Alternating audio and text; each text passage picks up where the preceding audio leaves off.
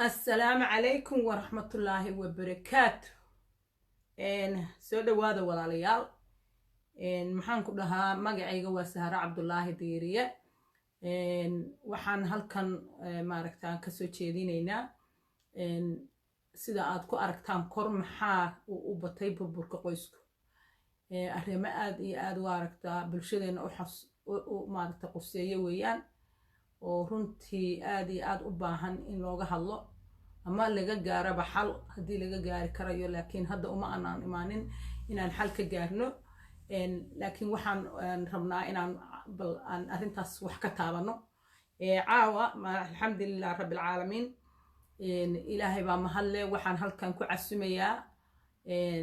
walaashay Aamine Muuse Weheliye. waxaan soo yara sugayaa inta aad soo gelaysaan. waxaan halkan ka casumayaa dee rugcadaagani weynaa oo Aamine Muuse Weheliye, wariyaha rugcadaaga caanka, khibrad badan u leh, maaragtay wax khibrado badan oo kala duwan leh, inay bal arrintan kala qayb gasho. iga raalle ahaada, anigu ma ihi qof oo maaragtay wariye ah, laakiin qof caadi oo waxaan ahay maaragtay dee haddii aan maaragtaa dee ana sida u hadlayna dadka wariyayaasha ama saxaafadda, qof reer saxaafadeeda ma ihi. marka qof waxaan ahay maaragtay dadkaas caadiga ka mid ah. marka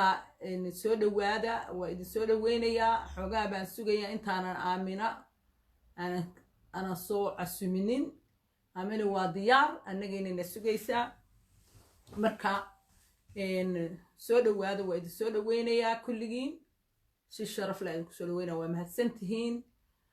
marka waa kaas ah. Aamina ayaan maaragtay programkan kusoo casumayaa. marka waa kaasaa Aamina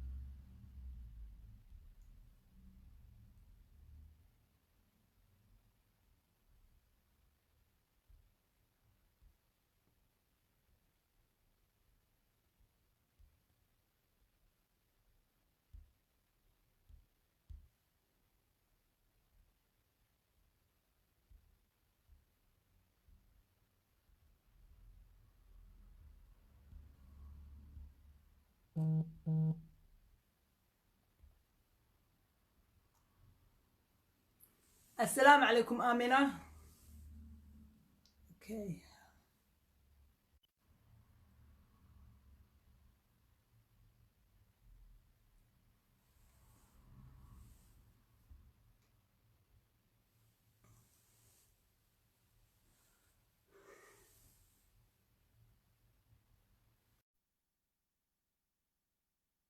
السلام عليكم آمنة.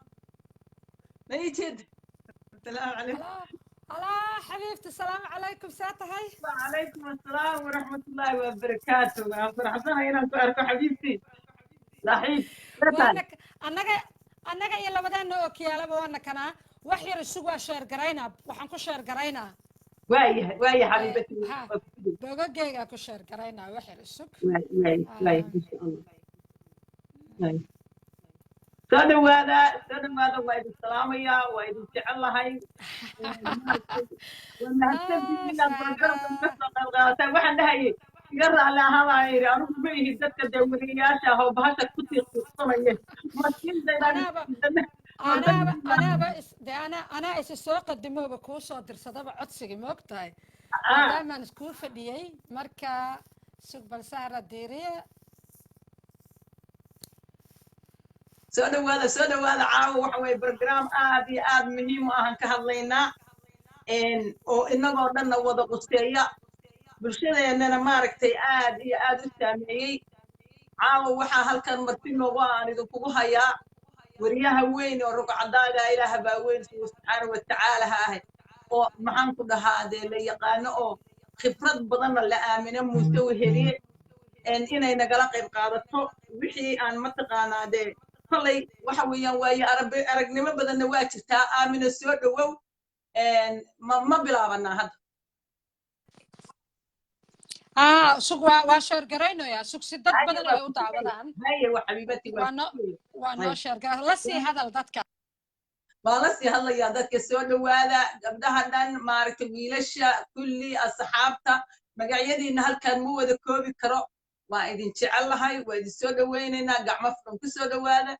إن مارك تيرنتي وحرم ملينا يوح في عرو حيس طلع وإنه كهل الدون أوكي ديارة هاي مركواسي شير قرية سهرة وبالله ذكرنا برامج كينا شادو آمنة سؤال شو وين أنكو يدينو يو وحيتاي إن محوية هاي إن بربر محوية بربر كقويسك محوية أما ديفينيشن كبربر كقويسك محوية سؤال شاسن كبلا أوكي وما هتسنتاي أرتو سهرة بايو هذا كو سلام يا قويس uskanka ama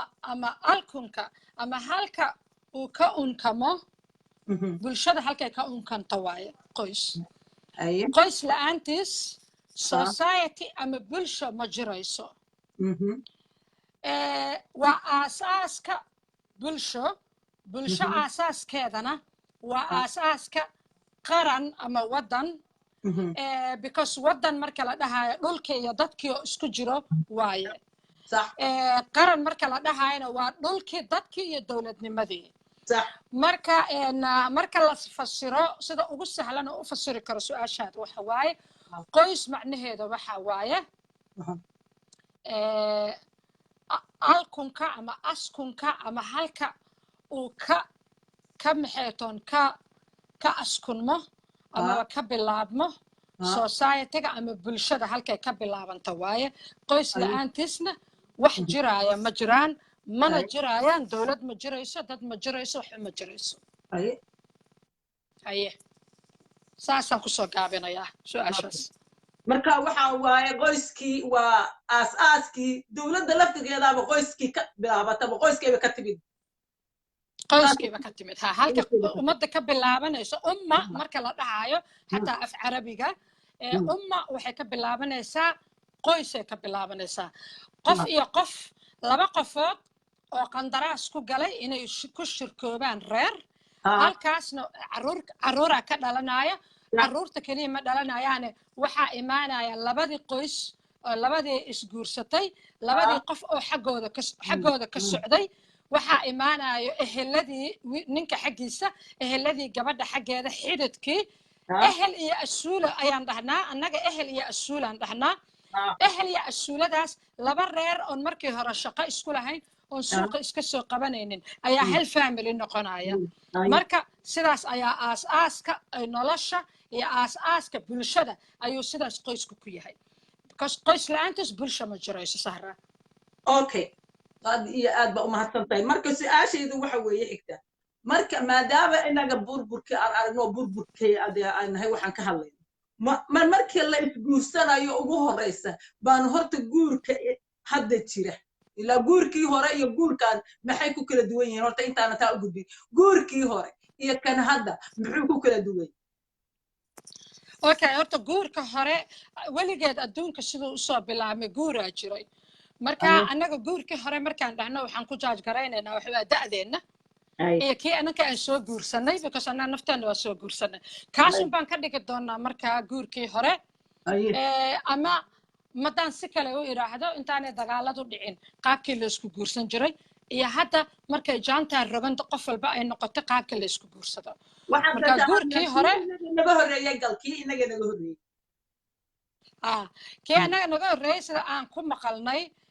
maxay toon oo ama ayayaasheen ama hooyooyinkeena nooga sheekeeyeen because dadku waa isku sheekaynaya jiilba jiilka kale ayuu sheekada oo u gudbinayaa wuxuu ahaa laba reer oo dhan baa sahar xididaysay midda kale annaka soomaalida dadkeennan iska reer magaal isku tirinaya ma nihin annaga waxaan nahay dad ka imaaday sanjigooda uu ka yimid miyiga oo weliba reer guuraa ahaa reer guuraagana geelay dhaqdaan badanaa saas la ajligeed markaa xaggaas ka soo bilowno guurka wax weyn buu ahaa waxa kale oo uu ahaa xataa guurka daraaddiis laba reer oo colaadi ka dhaxayso ayaa ku heshiin jiray somaada garan ayaa ku heshiin jiray guurka daraaddiis guurka dartiis waxaa ku askumi jiray berigii hore gumaysi baa lala dagaali jiray waxbaa lala dagaali jiray marka dib u fiirisid dadkii halganada soo galay oo hadda annaga aan ka tilmaami karno sayid maxamed cabdilla xasan iyo maxay ahayd toonay ummaddii isaga dadkii daraawiishta la ahaa oo dhan qaabka oo guurka u dhici jira waxay ahayd iyada oo jacayl iyo gabaraan rabaa iyo ayba ahaynba ayaa reer iyo reer markay isdagaalaan laysu guurin jiray wiil iyo gabadh si ay reerkaasi dib dambe u dagaalin oo dagaalka halkaas uga dhamaado oo ay hal qoys u noqdaan okay waxa kaloo jiri jiray sayidkii oo kaleeto markuu rabo reer xoog leh oo awood ku og yahay in ay caawiyaan oo ay asaga ku caawiyaan hub iyo saanad iyo maxay ahayd toonay iyo daraawiish dagaalantaba xoog dagaalama inay ku caawiyaan gabar buu weydiisan jiray sida dhaqanka ah sababtu waxay tahay reerkaasi ayuu maxay ahayd toonay si uu reerkaas uu ugu soo daray halgankiisa oo ay qoyska haddaaya sharxayna ayaa meesha ka socda si reerkaas uu ugu soo daray halgankiisa oo halganka ogala qayb qaataan marka qaabo badan oo guurka soo maray markaan oon dib usoo degno guurka wuxuu soo maray in gabadha yarad laga bixiyo gabaati maxay too reerku gabadha markay todobada ka soo baxdo reerka todobada loo soo celiyo gabadha reerkeedii markii loo celina in xoolo la raacsiiyo oo gabadha keliya aan xoolo laga guranin iyada marka ninka keliya dhankiisa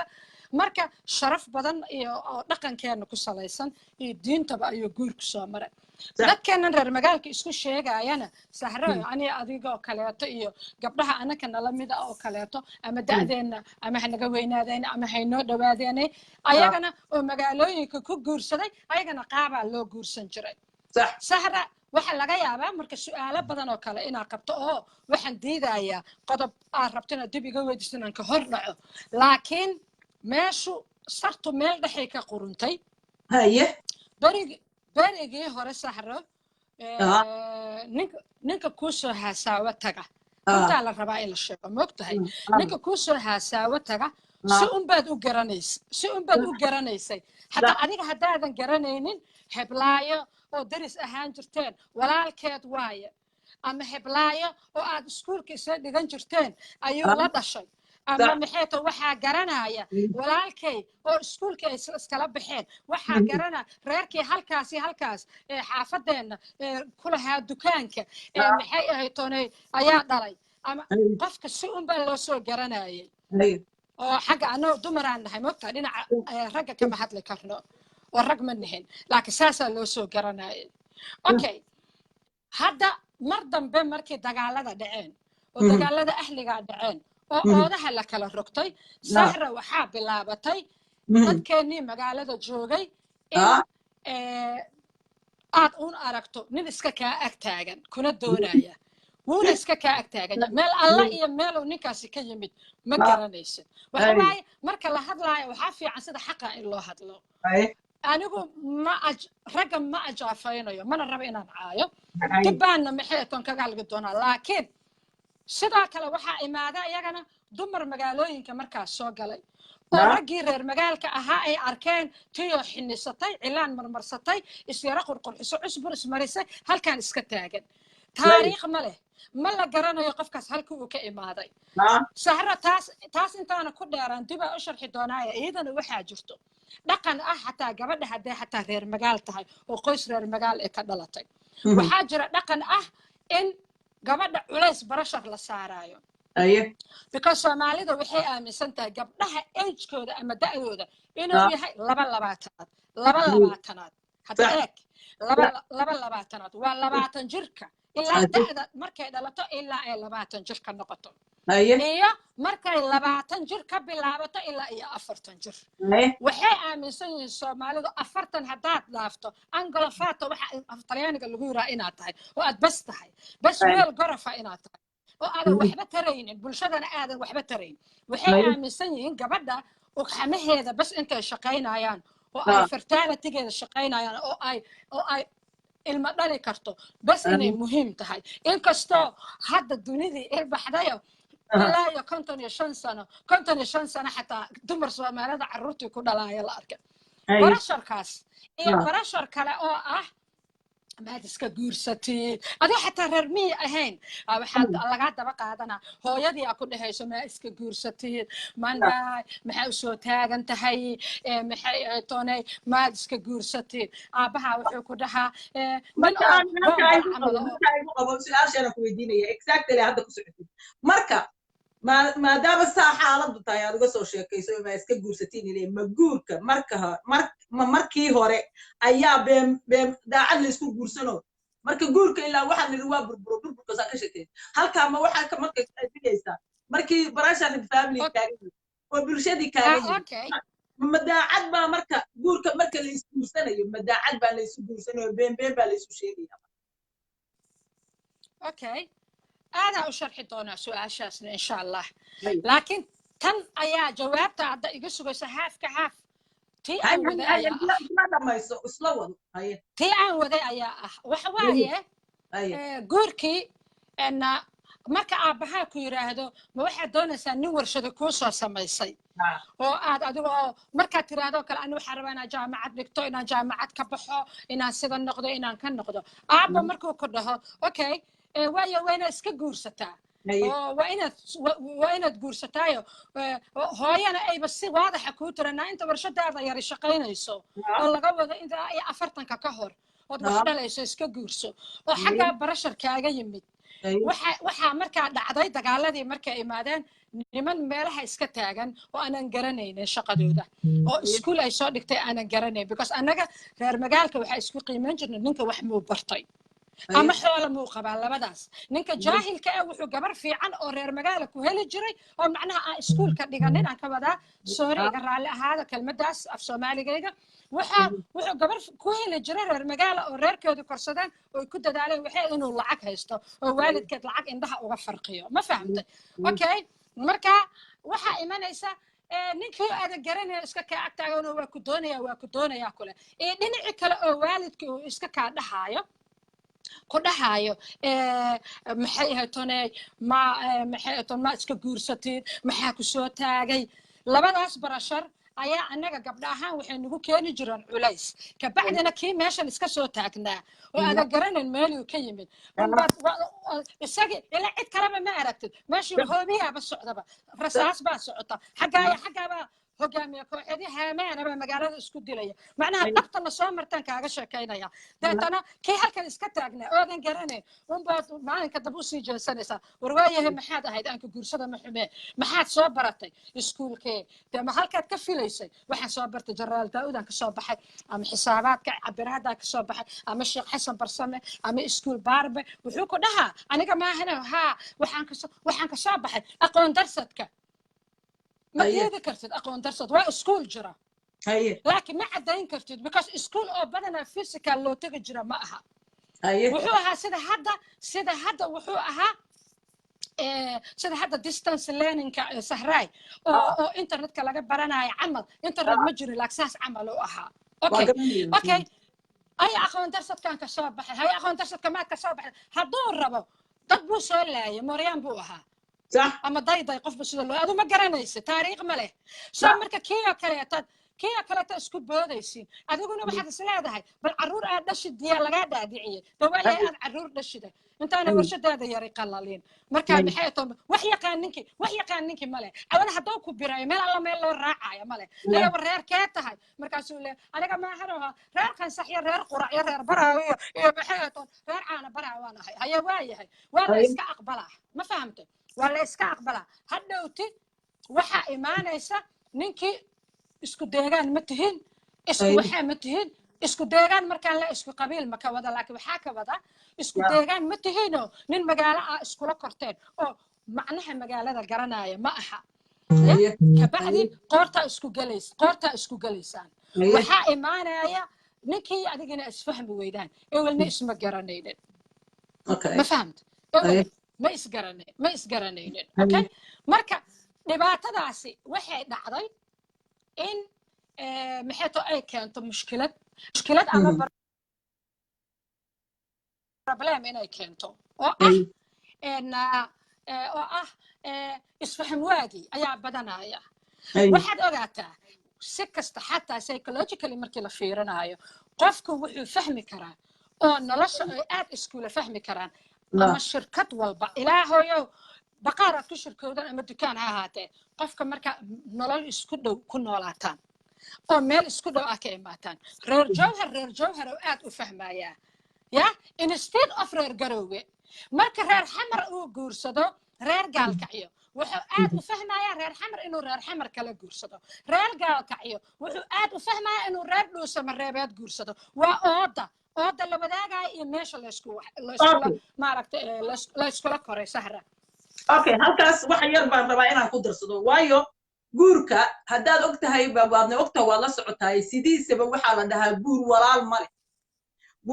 male waxaa laga wadaa waxaa la og yahay laba ilmo adeer ama laba qaraaba isku dhow inay mataqaanaa inta isguursadeen balaayo isku wada dhigeen oo faamiliyadii isu geli waayeen xataa dadka casabada ahaa oo faamiliga ahaa baa isu geli waayey midada kale guurka waxaa la dhahaa waa sudfa waa wax indhalac baa la dhahaa isagoo blind waayaa sidii blindku mataqaanaa marka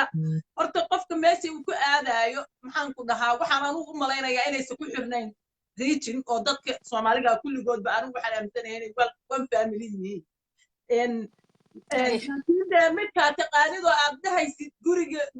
yaa yaqaana aad dhahaysid waagii hore saad sheegtay waxaa la dhihi jiray yaa yaqaana guriga ma reerke waxay soomaalida dhihi jireen nimanka isticmaalaan laakiin anigu dhinac kalaanu isticmaalaa wiil markaad doonaysid bay dhahaan anna gabar iyo wiil baa dhaha waxa waa wiil markaad doonaysid waxay dhahaan waxaa la fiiriyaa hooyadiis ama gabar markaad doonay maxaan ku dhahaa ilmaha aabbaho hooyadiis iyo aabihiisaa la fiiriya sooma marka yacnihii waxa weeyaan saad sheegtay waxa waaye midda kale oo aan hadda dagaalkii markaan dagaalkii hadda aad ka sheegtay waa arrinta waa su'aasha kaloo aan qabay bay ahayd ma dagaalku miyuu saameeyey guurkii maaragta maadaama aad maaragtay adigu hore dhaceedii hadda bilowday bal taa ka hadal si anigu waxyaalo aan ogahay oo aan annaga ku darsanayaa jirta waxyaalo aan ka arkay waayo aragnimo aan u soo joogay markaan soo qaxnay kabacdi iyo siduu guurkii isbedelada ku dhacay iyo mataqaana bal halkaas taasna ka hadal annagu caawa uma joogno inaan horta xalka ka hadalno caawa guurka xalkiisa lagama hadla waxaa laga hadlaya maxaan ku dhahaa halbowlaha keenay burburka ama keeni kara ama keenayba muxuu yahay maxay ku yimaadeen ilaa wax kastaba waxbay ku yimaadaan waxaan la hadlayaa dadka nafiirsanaya marka waxaanu annagu caawa aan ka hadlaynaayo aan mataqaanaa aan soo caddaynaynaa ama mataqaanaa aan aaminaa weli aan mataqaanaa aan tusaalaynaynaa dadka waxa waaye maxaa ilaa wax kasta waxa waaye intaan xalkiis la gaarin waa in laga hadlaa dhibka uu leeyahay ujeeddadu waxa waaye marka caawa annagu inaan dhibka bal aan highlight garayno dhibkii ka hadalno uu leeyahay maxaa keenay muxuu ku yimid dadka caytamayana we don't care haddaad caysantaan qofkaan ka faa'iidaysanaynin programka oo u arag inuusan wax ku ool ku ahayn free buu yahay inuu iska tago hadduu caayana af caytaba ninkiisu ku yaalla annaga favor baad noo samaynaysaa asxaan yowma qiyaamaha lagu soo taagaya waxaad ku caytamaysid marka meeshaad ka baxaysid aday ku jirtaa and really I don't care whatever you say hayaa aamina okay wax yar sahra dadka commentiga qorayaan qofkii iska bilaa macnaha caac iskale waa gooni laakiin dadka comment fiican ay soo qorayaan dadka commentiga fiican soo qoraya waxaa rabaa wax yar ina horta ina ayaga naftooda commentigooda tixgelino ma garatay dadku isku akhlaaq ma isku mid ma dadka dhahayo guur qabiil ma galo anu qabiil kama hadlin let me clear myself qabiil kama hadlin waxaan ka hadlay deegaanka lagu dhashay aniga marka aan guursado nin xamaraan ku dhashay ku koray nin xamar igula dhashay markaan guursado moor ayaa fahmaya aan ka fahmayaa nin ku dhashay meesha ugu dambayso Soomaaliya ama gobolada dhexe waxaan ka hadlayaa waxa waaye dhaqanka deegaankan ka hadlayaa qabiil oo dhan ma ka hadlin aniga reer kama hadlin laakiin Soomaalida baa iminka wuxuu yahay wuxuuduba qabiil markaa tiraa galmudug diiradda iyo focuska waxa la saarayaa qabiilo gaara oo galmudug daga markaa tiraa banaadir waxa soo baxaya banaadir markaa tiraado Puntland halka intaasoo qabiil ay dagaan lama eegayo ma fahamto waxaa soo baxaya dhowr qabiil baa la saarayaa markaasaa cay iyo ammaan hadba taayahad loo miisaya marka dabeecadihii ay iyaka iska dhaadhiciyeen halkan iyo barnaamijkeena kuma habboona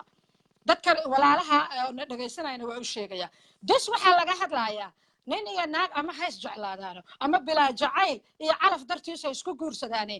reer askuman ayaa laga hadlayaa reer qaxsax iyo reer qurac waxay lagama hadlaayo waxaa laga hadlayaa sidee dadku isku fahmi karaan sida barnaamijka sheegtan wuxuu ku saabsan yahay sababaha guurka inuu naga burburo qoyska ee keena sahra ka soco marka أنا كان دحقلي رالها warku ku siiyay dad baa isoo qaban dhahaya laakiin hadda maxaan ku dhahay insha Allah waa mararka waa la isoo qaban doonaa laakiin hadda muhiimadda waxa waaye inaan ka hadalno horta inta muhiimka inaan ka hadalno programku halkan kuma ekaan doono waa wadi doonaa waadna nagala soo qayb gali doontaan waa idin fasixi doonaa laakiin caawa maadaama uu bilowday waxaan rabnaa horta inaan marka hore fahamno isla fahamno maxaa marka hore laga hadlaya muxuu yahay mabduuca laga hadlaya marka aaminaan ku soo noqonayaa aamina burburkii ma saameyn buu ku yeeshay ها سامين وين كياشتي سببت وحواي ومدن wax alla iyo waxay kaabayaan lahaayeen kaabaday dawladnimada kaabayaashii dhaqaalaha kuwii waxbarashada kuwii caafimaadka ay ka wada burbureen ayaga oo dhan maxay toonay dagaal iyo rabsho iyo dil iyo iskula kacay dhexdooda isgumaaday dhexdooda kala tagay odaha kala rogtay qasab waaye guurkana saameyn ku yeelanaya sidii hadaayaba aan soo xusnay laba qofood oo isku qabiila kasta ha isguursato shaabad la isugu dhajiyo ma jirto guur waxaan aniga oon ما إلهي هرت إما تصير الله أنا إما تصكوده على الحمدة لكن شوكوين بدل أو واحد مغلق دت كلا رير أها حتى أو يطير رير اللي يسد لاي وجور كدرادس قبلني أما أي ولا عليه الأسرة قالنا أو ده قاعد يكهر كورعين أما قبلني تمر كي محيط النيك لا شيء قبلني تلم بكوس قلا قبيل واي تاس واتي إس دلك يا برابحي بلايد إنه قد عضي قاب كلا ugu yeeshay saameyn because wuxuu saameyn ugu yeeshay ninka raga wuxuu ahaa nin sharaf leh wadankii oo shaqeeya oo asaga reerkiisa biilka u keena anaga aabayaashan ayaga ayaa hooyooyinkeena u shaqeynayay oo biili jiray ayaga ayaa na korinayay ma fahamtay oo ilaa certain age ilaa aan ka soo gaarno gacanta nagu haayay aabo dhididkiisa aan cunaynay maadaama aan aabayaasha intii aabayaasha u noolaayeen inta ka dhinteen Allah u naxariisto aan sidaas ahayn markii dagaalku dhacay waxaa imaatay raggii in aanay sheekayn karaynin waxba ayna maaragtay shaqayn karaynin waxaa timid rag ninkii inuu u shaqo beeray dhowr siyaabood dhowr heer mar waa shaqo beelo cabsi baaba jirta raggii lagu ugaarsanaayo ya oo maba bixi karo oo reer ahaan baa loo dili oo wax ahaana loo dilo wax baa loo dili okay mid marna waxaa dhacaysa shaqaba mala uu ka shaqeeyo maadaama dawladba meesha aanay jirin oo wax ku qaabaysan aanay jirin shaqaba malaha taasaa keenta qof walba xataa inuu ganacsi ku lug yeesho because dadkeena engineer ay lahaayeen askar ay lahaayeen waxay lahaayeen maxay ahayd caafimaadka dadka shaqeeya waxaasoo dhan ay lahaayeen dad baa raba in ay wax ku maxay ahayd toonay ku sadgareeyaan oo ku qiyaasaan waxa hadda hortaagan okay waxa hadda ku hortaagan kaliya wax ma ku qiyaasi kartid markii lagu dhaho ku qiyaas wax markii lagu dhaho wax qiyaas markii loo su'aal lagu weydiiyo وإناد ليه هاي كرتي أد حتى حل آدم أديكو صون نولين أد وح أدرسي كرتي سيدا وح أهايين ما فهمتي سيدا وح أهايين أد وح أدرسي كرتي إيه maaha wax indhahaaga ka muuqda ishaafalatannimada inaan iska dhaafno waaye oo indhahaaga ka muuqda inaad wax ku jaaj garayso dagaaladii sokeeye ani waxaa aaminsanahay dhibaatada ugu badan inay ayaga u keeneen qoys burburka Soomaaliya sababta waxa waaye kumanaankan hadda banaanka u soo barabaxay sahra oo Yurub iyo America iyo Australia iyo Africa iyo Carabaha daadsan ee maalin walba gabdhihii ay ka daba qudqudayaan ilmo agoon ah oo aabahood nool yahay haddii waddan is haysta aan nahay oo waddankeenu uu jiro ma nagu dhici lahayn intaas ninka raggay shaqo u heli lahaa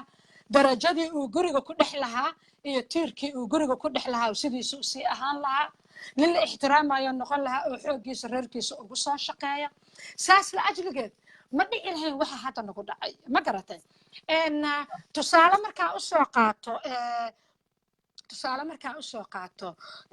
oo aan tusaale u soo qaato kuwa hadda lifekeena ka dhex caytamaya waxay sheegayaan inaanay aabbo iyo hooyo korriinshahoodii oo fiicnaa aanay soo helin I'm 100% sure waan hubaa boqolkiiba boqol inaanay korriinsho wanaagsan soo helin ama odagiyaa dhintay hooyadii oo suuqii wax ku gadayso suu meelaha u calaagsamaayo iska koray dumar iyo ixtiraamkiis ma yaqaano ama wuxuuba ka imaaday maxay ahayd toona guri hooyadii joogto aabihiina joogo oo loogu xeeyay ma fahamtay okay laakiin lagu ba'ayo oo hooyadii aabihiiba dagaal ka dhex taagan yahay ama wuxuu ka yimid guri aabihii hooyadiis ku hor haraatiyaynaayo sahray dhibaato badanayna taasna gaarsiisay ama ku hor caayayo doofaaradan sidan u taalla markaas asagana mar alla markuu weynaado uu dumarka caayaya dumar uunan waxba ku darsan waxnana ka bedeli karin xaaladooda hadalkay ku hadlayaan haddaanu ku faracsanayna aanu aamusin karin ayuu caayaya exampleka ugu fiican oo u soo qabsan karo kuwa bilaacisada ah ee dumarka caaya kuwa haddana caayaya ha ahaadaan ama kuwa hadhowna caaya doona ama kuwa hore noo soo caaya ama kuwa dumar walba gabar walba caaya ya waa kuwaas kuwa wax ku saar waa kuwaas tarbiyad fiican ma helin sahra marka dagaaladii sokeeyada weli socda kuwan iminka nacaaya xataa dagaalada sokeeya ka mas'uula because haddii dowladnimo iyo kala dambeyn ay jirto waxay edabay lahaayeen waxay bara lahaayeen ixtiraamka bini'aadanimada marka yes dama saameyn fiican ayuu ku yeeshay qoys burburka dagaalada sokeeya good waxaan ku darayaa in yar oo adiga intii wixii la rabay oo sheegay laakiin in baan raacinayaa yar dagaalada sokeeya saad sheegtay adaaba ka hadlay nimanka waxa waaye waxa ku dhacay waxaan af Ingiriiska ay ku dhahay identity loss waxa weeyaan qofku markuu wax ahaan jiray general ahaan jiray wasiir ahaan jiray agaasime ahaan jiray macallin ahaan jiray qof dignity iyo sharaf leh oo wadankiisa ku lahaan jiray halkan yimid la yiri xaq dhulka xaq ma taqaana waxa weeyaan that's why waxa ku dhacay maaragtay identity loss waxa waaye way dhumay ninka marka wadarta afka Ingiriiska oo lagu dhaha brady winner waaye ninka qadba ilaahay galiye dadnimo ba ilaahay ku abuuray marka waxa dhici karta markii saas ku dhacday in isfaham waa maaragtay gabadhii oo aan fahmaynin ba ninkan xaaladii iyo asagii oo ma taqaana xaaladaas ku dhacdo laftirkiisu xataa xaaladii uu fahmaynin way waxaan ugu dhaceen arimahaas ba iska jira oo ma taqaana ayagu maaragtay ku sii darmaday waa tiri midda kale aan arkay waxaan arkay markii la soo qaxay dadka maadaama xabad iyo dhaawac badan ay socdo oo ku soo dhacay dadkii oo naxadin jirto waxaan u malaynayaa waa kuweeshinkayga kale hadda aan soo samay aan rabo inaan ku weydiiyo kuweeshinkii baan hadda marka guurka ma taqaanaa ma dhibkaa looga cararaa maaragta dhibka miyaa looga cararaayo painkiller maaragta miyuu noqday guurka maaragta oo ma wax dhibkii looga cararaa okay horta guurka markii horeba ilaahay ma ugu talagelin inuu dhib noqdo waxaa loogu talagalay inuu noqdo jacayl iyo raxmad sida diinta noo sheegtay jacayl iyo raxmad haddaanay meeshaas jirin guurkaas guur ma lagu tilmaami karo maadaama jacayl iyo raxmad loogu talagalo guurka inuu noqdo horta ma dhihi karno waa meel dhib looga cararo laakiin waa meel dheef lagu badsado hase ahaatee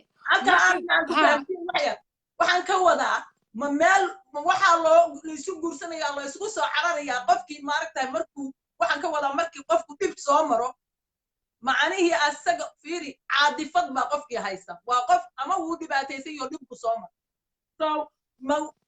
ما كونفي بورادين يا كونفي ما قولكم واحد لو قول سنة إن كونفي اللي قهلو ما أعرف تقفت ودي ها هذاك فهم سارة بايو تو كومفورت جورك أسا كومفورت كسميسن sababtu waxay tahay qofku wuxuu helayaa wehel dhinac walba wuxuu helayaa wehel good iyo wehel gaar ah ma fahamtay wuxuu helayaa meel uu shahwaadkiisa ilaahay ku abuuray uu ku daboolo ayuu helayaa si xalaal ah waxaas oo dhan maadaama ayaa comfort ahba sideedaba laakiin hadda markaa qurbaha imaanay oo maxay ahayd toona qoys burbur fara badan nagu dhacay oo maxay ahayd toona ay noqotay in gabdhihii ay garooba noqdaan oo reerkii isku imaaday oo maxay ahayd toona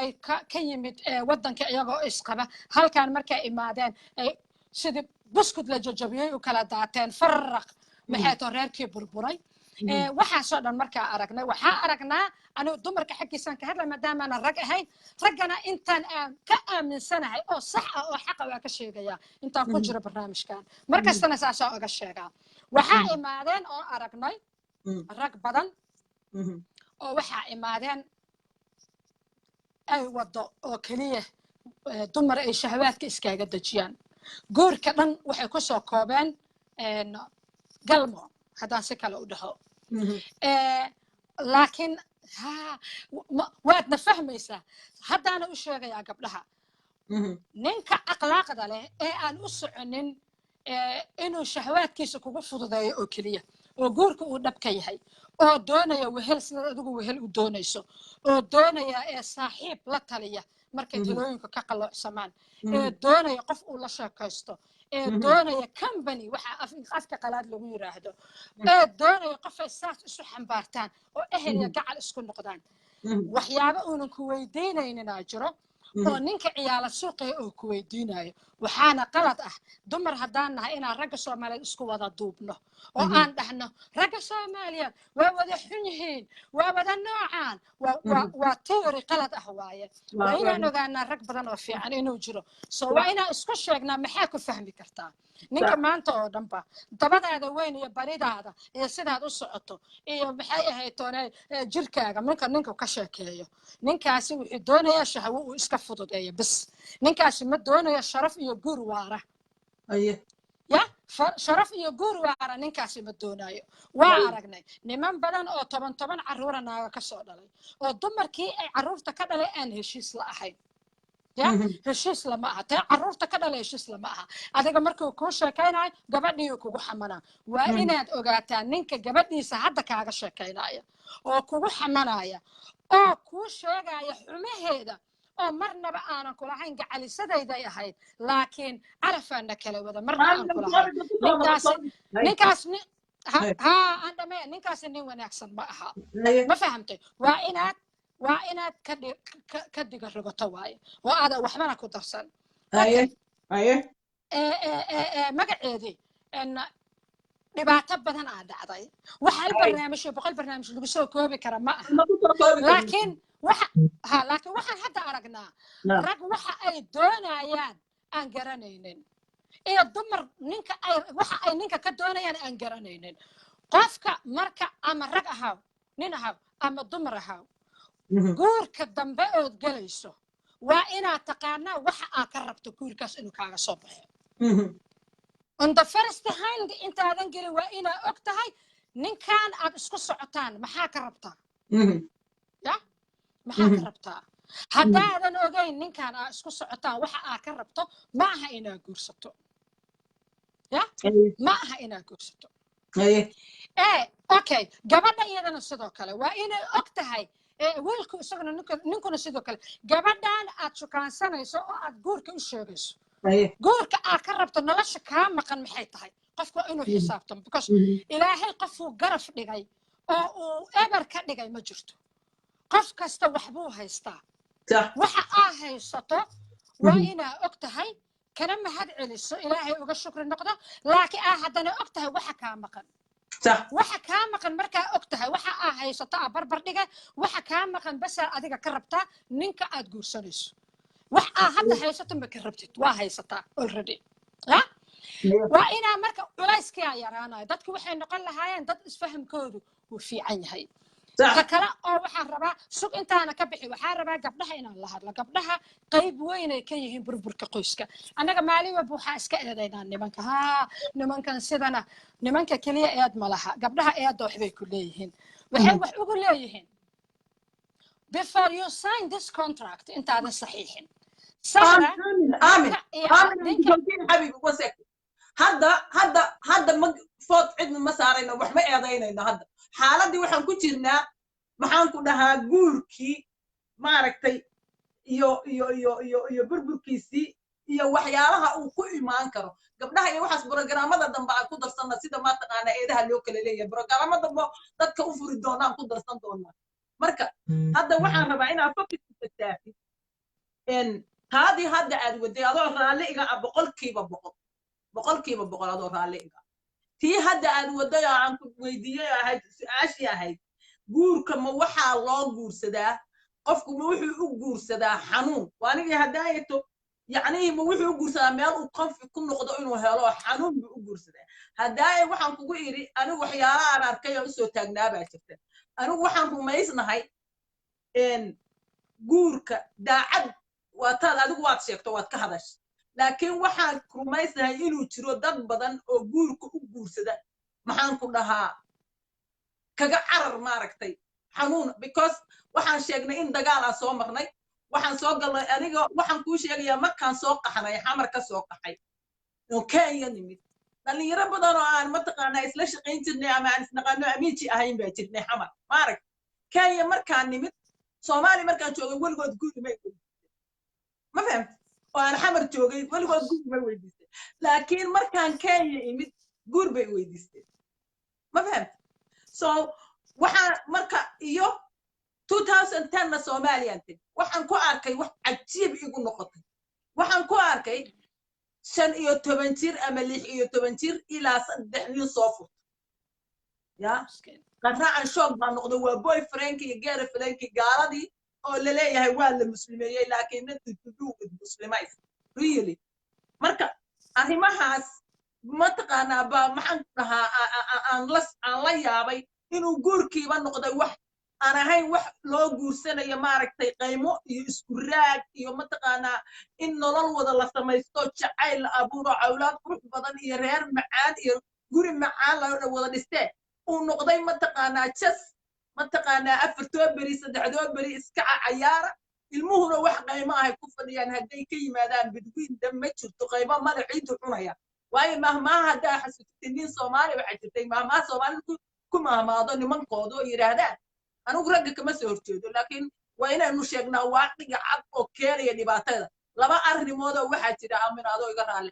laba arrimood waxa jira raggu uu ka dhigto hal hays mid waxay dhahaan ilmaha urka intuu xuduuda ku jiri lahaa ciidaha cun miinis ciidu cunaaya waa dhaldhalaysaa 10 20 war ama 30 40 ha ciidaas iska cunaya anigana ma korinay maarag koritaankooduna wax qaymo ah ma laha talabaad waxay dhahaan maxaan ku dhahaa gabar runna waa lagu soo xirigeliyaa beena waa lagu dhaqaa runna waa lagu soo xirigeliyaa beena waa lagu dhaqaa marka arrimahaas bal wax ka dhig okay tan horta runna waa lagu soo xirigeliyaa beena waa lagu dhaqaa hadda ma shaqaynayso nolosha hadda jirta taasi iskeed bay tartiib iskaga hadhay ma fahamtay waxaana reebaya waxa waaye waxyaabaha qaar waxaa jiro ilaa iyo weligeed ilaa iyo aakhira gadoonka socon kara iyo waxa jiro xaaladuba iska soo duuduubayso marka horta halkan qurbaha beena lagu xirageliyaa runna waa lagu dhaqaa ma taalo ninka la guursanayo waxaad xataa xaq u leedahay iska daa wax kale ama 10 ilmood hore u soo dhal ama 10 nin ha ku soo fureen xaq waxa u leedahay ama gabar hadda curada ahaa waxa xaq u leedahay in aad soo jeegarayso oo booliiska intaad tagto magaciisa dead of birthkiis intaad dhigto adoon ba guursan ba aad tiraahdo bal iga eega wax crime ma galay ninkana dambiile ma yahay oo fayl dambiile ma leh xaq bay u leeyihiin dumarku waana inay ogaadaan iska guursaya iska waxay horta beena lagu soo xirogeliyaa oo qurbaha waa dhammaatay sahar aniga adigana waa ognahay qof been lagu xirogeli kara ma jirto dameer aa careful tahay waa dameer aad waxaad hubto aad guursanayso okay horta taasi waa taasaa niman badan oo waxaa jiro dambi soo galay dumarka crime criminalka waa yar yihiin because dumarka badanaa soomaalida ma ku badno dumarka iyo carruurta inay wax dilaan ya iyo inay maxay ahayd toonay ay crime weyn galaan kuma badna saas la ajligeed waxaad waaye ragga ninka nadiif inuu yahay inuu nadiif ahay hal xabaa kaa xigto one call and one phone oo booliiska u bixisaa kaa xigta waa lagu sheegayaa hebel oo taariikhdaas dhashay basaboor numberkaas wato halkaas waddankaas ka soo guuray ama waxdii isku waddan haddaad tihiin wax alla waxaa tahay marka horta taas xagga ii dhig tii waddankiyaa kuu soo harta tan waddanka waa laga yaabaa weli beenaa lagu soo xirogeliyaa iyo runaa lagu dhaqaa laakiin dadka nafaaba iska haysaba ya naf ayaaba dadka iska haysa ma fahamtay oo iyaduna xaalad gooniya ayay leedahay waxa in madaxa laga wada qabto oo dadka dhan la yiraahdo raggaa wada qaldan ama dumarkaa wada qaldan waa qalad waa in meel walbaba xaaladeeda iyo nolosheeda loo fiiriyo waayo abaayo sahra runta markaan kuu sheego dumarka qaybay ka yihiin tiyaan kusoo noqonaa qaybay ka yihiin qoys burburka waana inaan qaadanaa qaybta annaga aan ku leenahay kow nimanka dhan waxay ka soo baxaan jaamacadda hooyo kulliyadda hooyo ay ka soo qalanjibiyaan kulliyadda hooyo waa gurigii hooyo gurigii hooyo ayay ka soo qalinjabinayaan gurigii hooyo markay ka soo qalinjabiyaan wax anakaana laka rabaa inaan nimankan soo barno ixtiraamka intay sabi yihiin oy gacanteena ku jiraan waxay tahay inaan ixtiraamka soo barno in loo diyaariyo hadhowti wiilkaaga markuu soo guursado gabar inuu gabadhaas ixtiraamo oo nin raga oo reerkiisa hanan kara noqdo saas lama yeelin dictatoriyadda soomaalida qoyska soomaaliyeed gurigoo kasoo bilowdaa sahro guriga oo kasoo bilowdaa dictatorka markuu guriga dictatoriyadda kasoo bilaawdo oo gurigii dhexdiisii adigii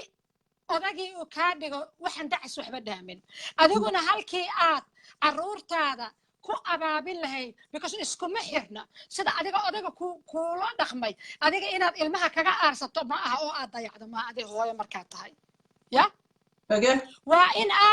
waa inaad ilmahaaga ku abaabisaa wiilashaada ka dhigtaa sidii adigu aad jeclayd in aabbahood kuula dhaqmo ma fahamtay haddii aabbahood inuu ku ixtiraamo aad jeclayd wiilashaada intay yaryar yihiin ixtiraamka bar ya bar shaqada guriga bar inay cuntada kariyaan bar inay alaabta weelka dhaqaan ama kulliyadda hooyo maxay ahayd ku soo bar inay dumarka ixtiraamaan bar inay waxaad soo bartaa in ay dadka oo dhan ixtiraamaan okay wax yar halkaa su'aal dhamee sug please ha iga dhex gelin adoo raali markaan waa kaa codsanaya iga dhex gel laba kelmad basaa ii dhiman okay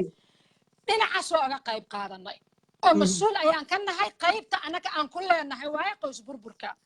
waana qayb u baahan in dib loo noqdo oo kulliyadii ama jaamacaddii hooyo baalasha laga jafo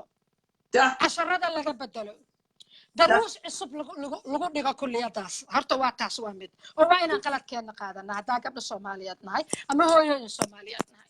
qaladka labaad oo aan leenahay waxa waaye oo qurbaha aan ka hadlo markaan qurbaha ay tan u gaar tahay ninaad u jeedo inuu xaaskiisii ka soo tegay aad u jeedo inaanu dhaqan fiican kula soo dhaqmin laba falaadaa jiro ama laba guri qisooyin badan oo naga dhex dhacay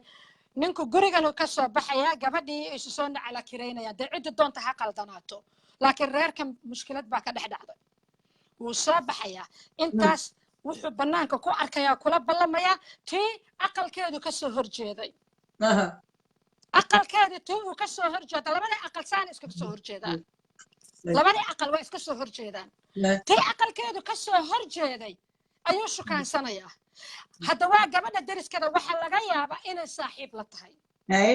waxaa laga yaabaa in gabadhan ay u sheegato abaayo ninkii aniga waa isdhibnay abaayo ninkii waxaana igu sameeya ay ka guurto sheekada ya okay alright allaara maxaa dhacay marka waxaa dhacay ninkii inuu nimankii qurbaha joogana iska dhaadhiciyeen inay aad u sahlan tahay in naagaha sida shaarka loo kala bedelo tanuu isku soo daraa oo biyo tanuu biyo iyo budo isku soo daraa wuu baxayaa ta kale ka soo horjeeda isku soo dara niman waxaa jira bannaanka dheerba aan waxba u doonan oo dariska ku meeraysta dumarka dariska keliya ku meeraysta taasna yaa qaladkeeda iskale marka ninka maa iskale ninka ma laha gabdhaha iskale waa inay tiraahdaa adeero adoo gurigan ka soo baxay oo gabadhaa walaasheeya isu soo nacala kirayseen adigu qaldanaa ama iyadu ha qaldanaatee adiga ha ii soo gelin waa inay iska hubisaa صح waa inay iska hubisaa ninkan marka anaka waa inaan qaadanaa qaybta raggana markaa i weydiiso sheegi doonaa sahra haya soo gal waxaan rabaa waa ku weydiinayaa waa ku soo socdaaya ilaa wixii waa inaan dhexdhexaad ka dhigno xaqa sida dee runtu ay tahayba maadaama aanan rabinin inaan hadda arrimahaas aan dhiig u galno oo aan rabay maaragtay burburkii aan ku ekaano su-aalihii laakiin hadda xaggayna la gashay dumarkii baad ku jirtaaye meelaha dumarkii ragga intaanan u gelin waxyaalaha aan ku arkay waa kugu darsanayaa intaan yar waxa aan ku arkay oo aniga runtii aan aad ula yaabo waxaa ka mid ah oo markaana dee hadalladu waa socon doonaano wixii warka waa socon doonaane waxaa ka mid ah in especially dumarka qurbaha jooga khaasatan waxa weeyaan in carruurtii iyo ninkii labaduba aysan qaymo aysla siinin oo dumarkii aysan siinaynin carruurtii iyo ninkii qaymo haddaan mataal ku soo qaato aan tusaale u soo qaato hadda yurub oo dhan dumar baa ka soo guuray ninka iyo carruurta midnana iyagoon lala tashan bay reerkii caynka hoosta ka gelinaysa way raraysaa meeshay doonto way u raraysaa dadkan inay dad bini'aadana oo guriga lale oo xuquuq leh oo iyadoo kala ah oo sidoodoo kale dareen leh oo sidoodoo kale mataqaanaa tala leh ma ka dhigayso ayada ayaa go'aanku ka go'a ayada ayaa reerka raraysa ayada ayaa qaadanay marka ma kula tahay inay dumarka adoo aan intaada ragga u gelin dumarku aan inkastoo aad wax ka sheegtay inaynu power intay yeesheen powerkoodii ay abuse garaynayaan awoodda ay heleen oo ay u isticmaalayaan dhinaca qaldan okay zahra awoodda dumarku heleen horta si haddii loo fiiriyo qaarkeen nad kulligeen ma nihin laakiin qaarkeen waa misuse garaynay qaarna ma misuse garayninoo kumaanan takrifaline siday heedaan u isticmaalnay qaarna inay awood leeyihiinba ma fahamsana hor saddexa saas waaye horta waa runtaayoo dumarkeen annaga dumar ahaan waxa nagu jira waa inaan responsibilityga ama mas-uuliyadda qaybta aan ku leenahay inaan qaadano annaga waxaa nagu jiro dumar waxaa nagu jiro controlling ah oo jecel ninka inay controlaan okay well aniga ninka aan guursado anigu controlkiisa ma u baahnay waxaa u baahanahay ninnimadiisa weheshiisa raganimadiisa xooggiisa waxaasaa u baahanahay laakiin control oo ninkaanu nolol buu hortaa lahaa iminkana nolol kaluu leeyahay hooyuu leeyahay aabbuu leeyahay walaaluu leeyahay ya walaaluu leeyahay maxay ahayd toonay asuuluu leeyahay eheluu leeyahay qaraabo qansaxuu leeyahay saaxiibbuu leeyahay darisuu leeyahay maaha ninka inaad kontaroosho oo aad heblaayo ninka gacantay ku dhigtaa dumarka waa sheekaystaan ragguna waa sheekaystaan ma fikir halkaa igu qabo komankan wax ka dhahayaaye komanka xabiib halkan waxaan rabaa inaad horta waa mahadsantihiin aad baana idiin bogaadinaya inaad na daawataan qofka caytamaya asaga qofkaas waa qof caawimaad u baahan oo u baahan waxbuu faa'iidaysanaya halkan wuxuu u soo galay waxbuu faa'iidaysanaya laakiin dhibaata haysa caawimaad buu u baahan yahay asaga laftigiisa halkan waxay u tahay counseling marka ma tuurayna haysaga jira ha iska caytamin ayaami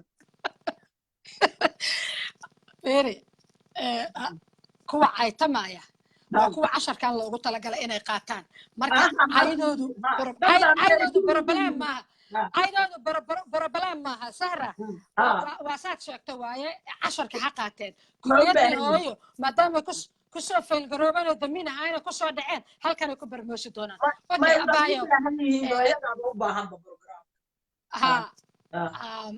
halkan aniguna hadda haddaan wax kuu sheego waran dhexgalkii aad dhex gasho wax alla waxaan sheegayaa iga malaasma waxaad ka hadlaysaa anaa ku xasuusinay dumarka waxaad ka hadlaysa waxaan ka hadlaynay power abuse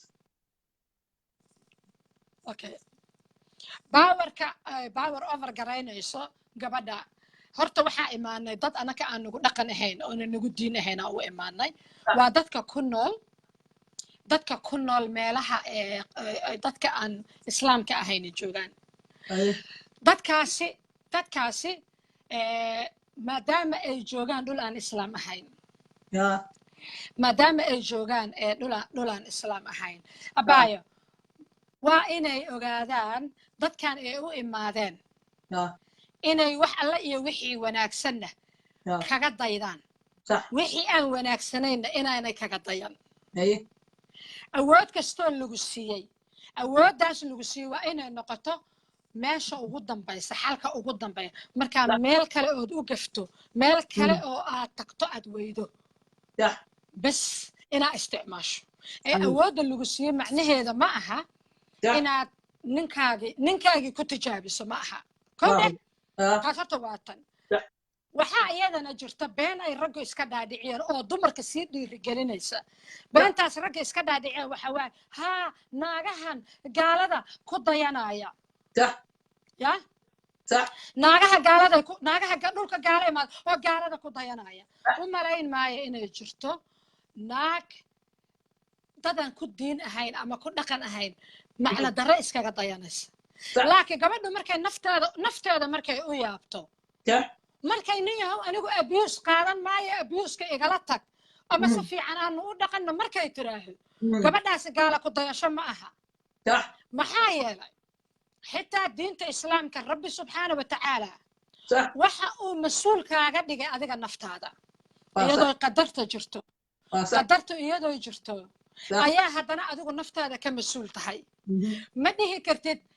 meel dhagaxya ka soo dhacayaan inaad intaad saas u seexata tiraaho ilaahay xukunkiisa aniga ku dhimana ood u jeedo dhagaxyadaas hadday kugu habsadaan inay tiifkaa dhahayso sidaasoo kale lamid tahay soo adiga naftaada inaa mar kasta badbaadiso cidday doontaba ha ahaato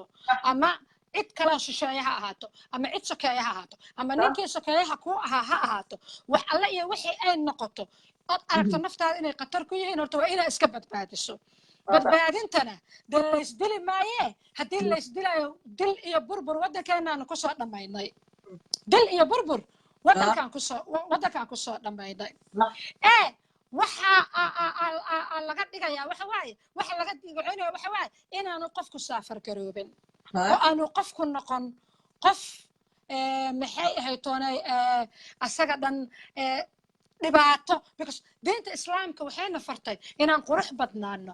si aan dadka aan islaamkeen u soo jeedano waxayna fartay inaan xoogsano oo shaqaysano si diinta islaamka quruxdeeda aan u muujino waxayna bartay inaan qaadano mas-uuliyadda reerka naga saaran iyo tan bulshada naga saaran si ay dadka kaleetoon islaamka ahayn u arkaan wanaagga islaamka maadaama intaasoo dhan nala faray waa qayb ka mida wanaagii marka islaamku ku faray inaad naftaada badbaadiso haddaad aragto ninkii adiga aad la seexanaysay ood carruurta kaa dhalay inuu cadow adiga ku cunaya noqdo dee waa layska badbaadinayaa taasi gaala ku dayasho ma aha laakiin in ninkii la koontaroolo ama laga dhigo haa aniga ninkayga waa ka adagahay okay ninkaaga haddaa ka adagta waxaa laga yaabaa dee ninka iskumaadan soo boodinay intaad isku soo boodeen oo laysugu kiin keeno xero oodan edag oodan dhulka kumaadan dhufan intaad lagdan u qaadatee ninkan waxaad uga adag tahay waxa weeye ixtiraamku ku ixtiraamaya ya ixtiraamku ku ixtiraamayaad ninka uga adag tahay waa in xuduuda jiraan marka reerka dhexdiisa xataa waa inay xuduuda jiraan aan laysu tallaabin adiguna aadan ninka u tallaabin anigu waa arkay wallaahi haddaan kula kafta reality where this is not kaftan boqol jeeraan waxaan arkaa naaga anigu haddaan nin ahaan la ana 1 minute qabeen oo rag u sabrayaan oo carruur ka dhalayaan intaas oo sanado ma garatay marka power controllinka aan ragga ku dayayno waa inaan iska dhaafno waa inaan ogaano laba jinsiyo isku baahan inaan nahay sahra dhib waaye ilma aan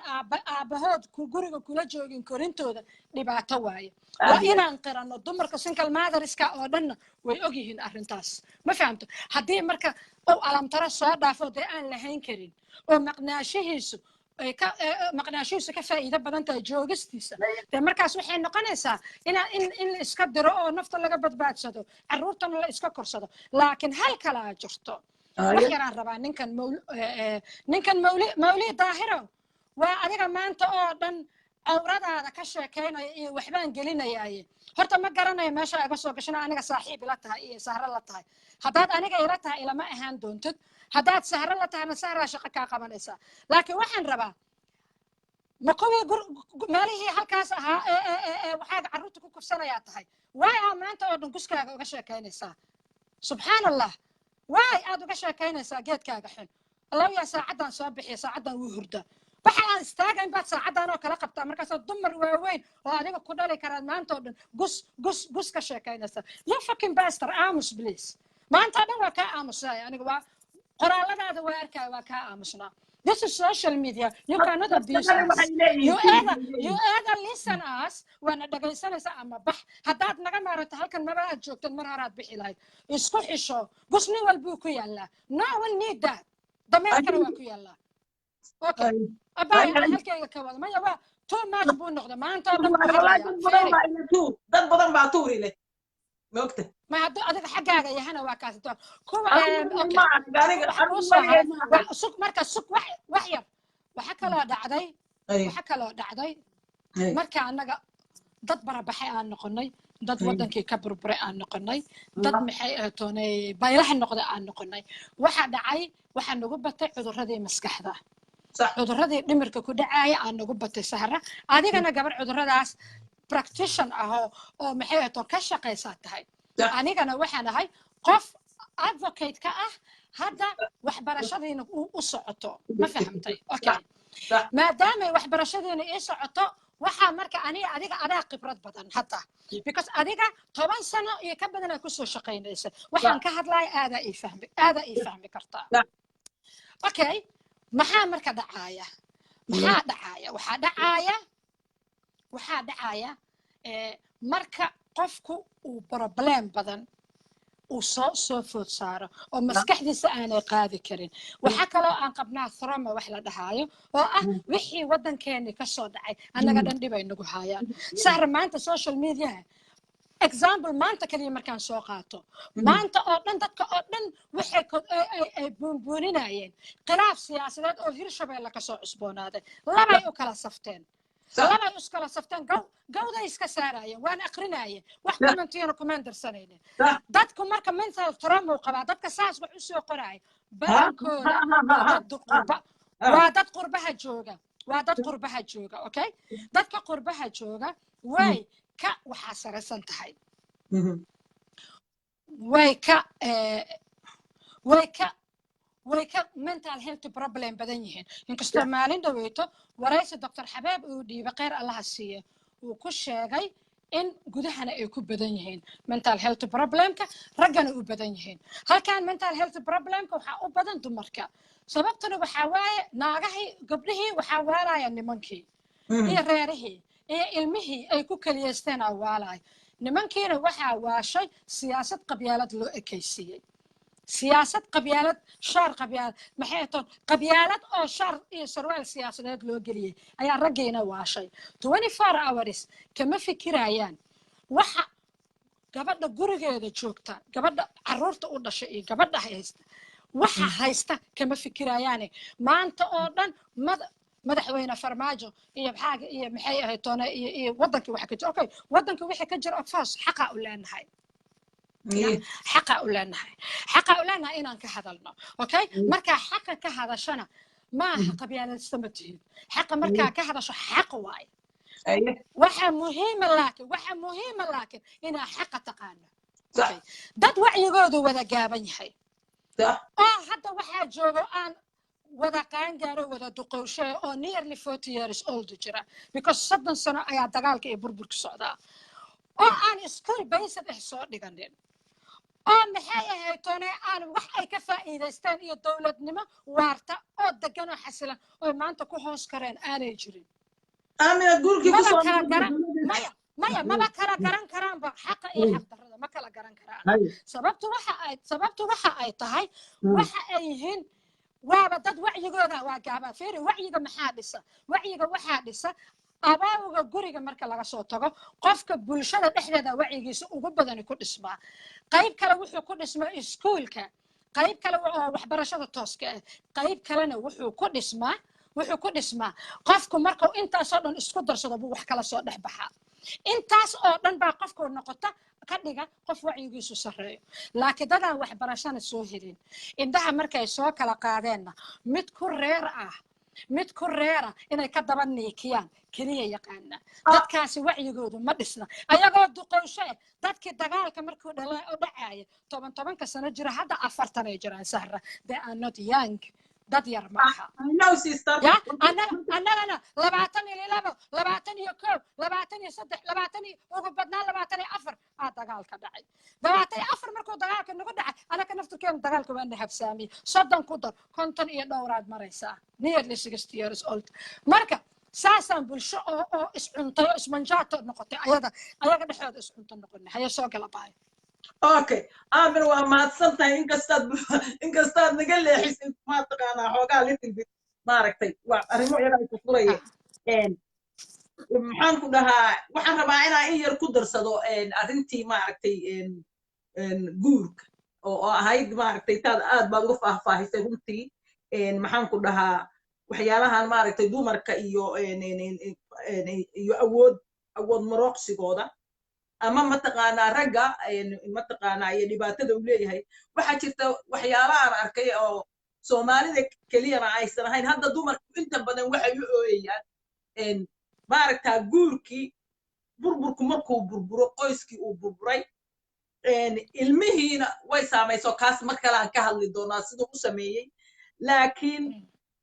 maaragtay maxaan ku dhahaa yacnihi waxaan rabaa inaan dhaho maadaama aan labada qof oo isqabta ama nolosha isku darsatay aysan amar kala qaadanayn amar ma aha in la is amrayo laakiin aysan isxaqdhowrayn oo aysan gabadhii labadii qof aysan isxaqdhowraynin ilaa hadda waxa waaye furinka ugu batay wuxuu ka batay intii siduu ahaan jiray maagta yacnihii marka waxa waaye furkooyinkii marka waxaan hadaaya kuu dhahaya waxa waaye ma wuxuu noqday mataqaanaa maaragtay meel dhibka looga cararo ujeedadeedu waxa waaye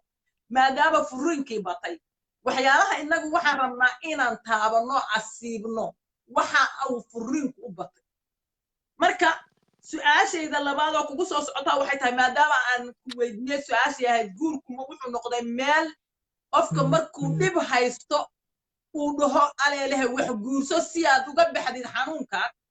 anigu waxaan rumaysnahay inay qayb horta taa ka tahay sida aan arkay aan kana soo hadalnay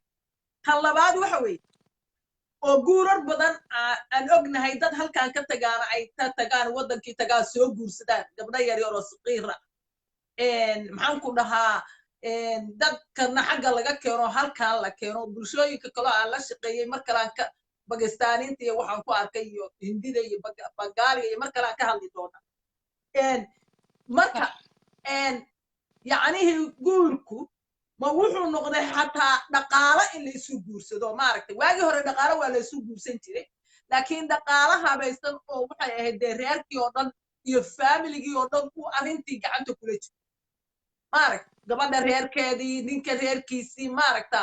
oo saad markii horeba araarta aad hadalka ku bilowday aad tiri maaragta guurku wuxuu ahaa keliya ma ahayn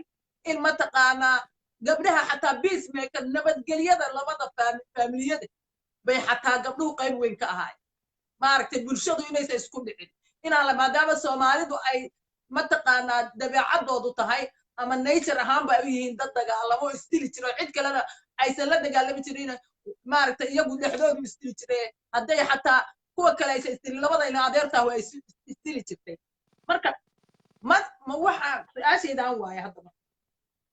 guurkii ma waxaa loo guursanayaa dan iyo dhaqaalo iyo wax ku hel ilaa halkan waynu la soconnaa inkastoo hadda laygu dhahaya maalin dumarkii way isbedeleen single motherta halkan waxaan la soconnaa sagaashameeyadii iyo 2000kii iyo markii la soo gaaray qisadii mataqaanaa xataa dumarka laftirkoodu mise aan su'aal labaad baan kugu raacinayaa dan iyo dhaqaalaha la sukusa mise tan kale aan kuu soo xoxwe xanuunkii aan keenayay markii nin naagtiisu soo furo oo soo xanuunsado uu mid kale haddana ku dhacayo marka arrintaa bal faahfaahi wax ka dhig okay abayo horta guurku markasta dhaqaale waa iska soo gelaya laakiin aniga ma ila aha hadda inuu dhaqaale yahay hadda guurku waa interest sahra interest waaye waa dan la isku guursadaa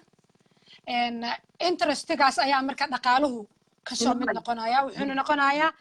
noqonayaa fidqa ka mid ah because dhaqaale haddaan dhahno waxaan marin habaabinaynaa mawduucii ama realitygii dhabtii meesha ka jirtay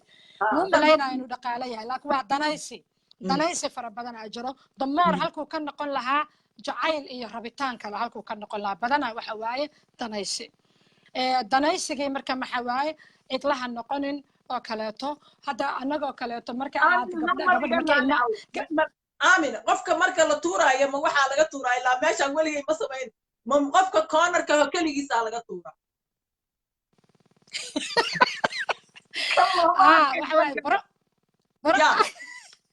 kan midkaan ilaa barnaamijku ka dhammaado soo ma sugi kartid ما واسوي كذا لكن اخلاق ما حبك هلا يا ذكر طول بيني مايا waxba keer ha siinin barnaamijka markuu dhammaado ayaad waxayn doontaa ma fahamtay ayaad shaqo ka qabanaysaa adiga profilekaaga adaa iskale waa hantidaada hadda wuxuu noqday sahraay facebook warku siiye facebook lama iyo social mediaha hadda waxay soo gelayaan goor dhow dhaxalka qofka dhaxalka uu qofku ka tegay ayaa laga mid dhigayaayo goor aan dheerayn waxaa sida dhaxalka looga ballamo oo kale wax yar hadday bangiga kuugu jiraan iyo haddaad guri leedahay sida looga ballamo oo kale social mediana looga ballami doonaa marka social media waa dhaxala adiga leedahay qof aadan rabin ma kuugu jiraayo marka hadhow baan ku dhacsiinaya iska daa anaa ku dhacsiinaya waa ogaan doonaa ilaa hadda badow baan ahay sida loo badow baan tahay أنا وأنكو دحسين دونا إسكتا فيري قف هذا أقلي أقون هذا كفائدين هذا كريه نبكو ما أنا وحو حتى نبكو يهي دتك كلام ماشي نوجرة ما يدوينا كلام ماشي نوجرة إن داونا أيوه حتى أوفنس كويهي أو حد جذب مركا قفك أنا نعاية يا ما أنا كريه حد جذب نجمعها دتك كلاته وناكسنا برنامج كودو كيرلا حتى حد جذب بكويهي مركا كاسو كلاته xukunkiisu waa jeelkaasna adaa gelin kara aduu gacantaada ku jira taas horta waa taa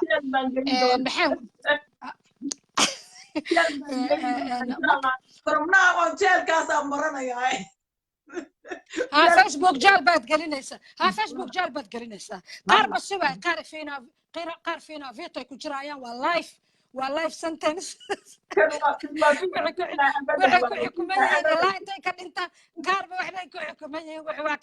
qaartay mid labaad kuusoo samaystaan ku baryayaan waad ibaloogtay fadlan mar dambe uma noqonaa waxaasoo dhan waa soo aragnay waana arki doonaa wax barabalema male kan haddaan gacanta la helo marka hadalkeeni noo wad marka horta yaa wada aniga mase adiga aji baan kugu soo celinaya waxaan ku yiri guurku madanaysi ya madan baa la isku guursadaa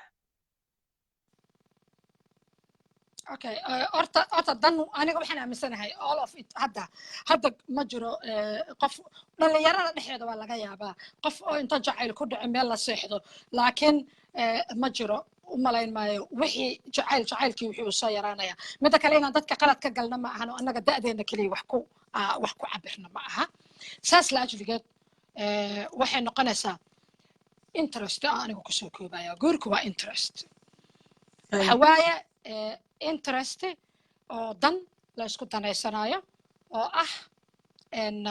maxay ahayd toonay interest la isku danaysanayo oo qofba qofka kaleeto danta uu asaga ka lahaa uu ka dhex eegayo taa naftirkeedana haddii meel fiican la isugu yimaado ma xuma sahraay ma xasuusata annagu inaanu ahayn shalay dowlad oo waddanka dhan ka talisa haadhe markii dambe maye federaalka xaq idiin ah soo nalama dhihin haadhe sidii oo kale le waayo guurkana sidii oo kaleeto waayo ya guurkana sidii oo kaleeto waayo waxa waaye qofku wuxuu markii hore waxa la isku guursan jiray jacayl waxa la isku guursan jiray waxyaabo kale laakiin hadda waxa la isku guursadaa dan interest midda kale nimankan qurbaha jooga ayagaaba haddii si loo fiiriyo waaba ninkii wax iska soo bartay weliba kuwa middle ageka waa dad xamaali wada ah meelo ama watchman ka yahay ama meelo shaqo wada xamaali yahay shaqo xamaali maxaa laga dheefaa dhul gaalana lacag maba laga sameeyaba waa lagu noolaadaa mooye lacag lagama sameeyo sahra adigana waa og tahay oo qof dhul ajnabi ku nool haddana ilmo ku korinayo waxaa ma sameynaa marka dee wax walba in eeda layska eedooto ma lama rabe waa in maxay ahayd tani wixii faktiga iyo runtii dhabtii la safeeriyo marka guurka waxaan kusoo koobaa inuu hadda yahay dan inuu yahay dan inuu yahay baa kusoo koobaysa waxaan kusoo jirnaa gabagabadii insha allah mataqaanaa saan horena u sheegnay mataqaanaa okay midda kale oo aan kusoo dambaysiinayo waxa waaye aan kusoo gabagabaynayo dulqaadkii labada qof oo isguursata ama reerka isqaba ama gabadha iyo wiilka isqaba ma dulqaadkii baan ilaa guurku sidiisaba aamina ma ka baxdo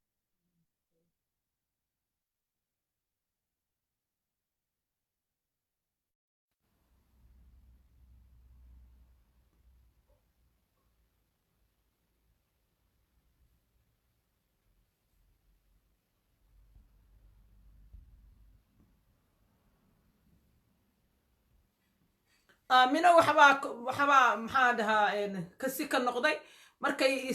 maxaan ku dhahaa soo noqotaan arkayaa hadda waxbaa ka qaldan waa u yeerayaa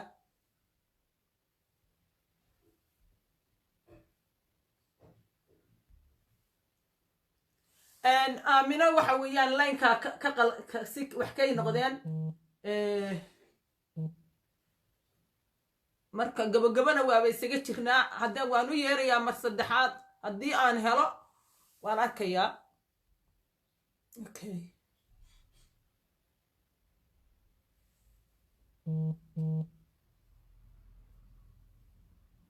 okay aamina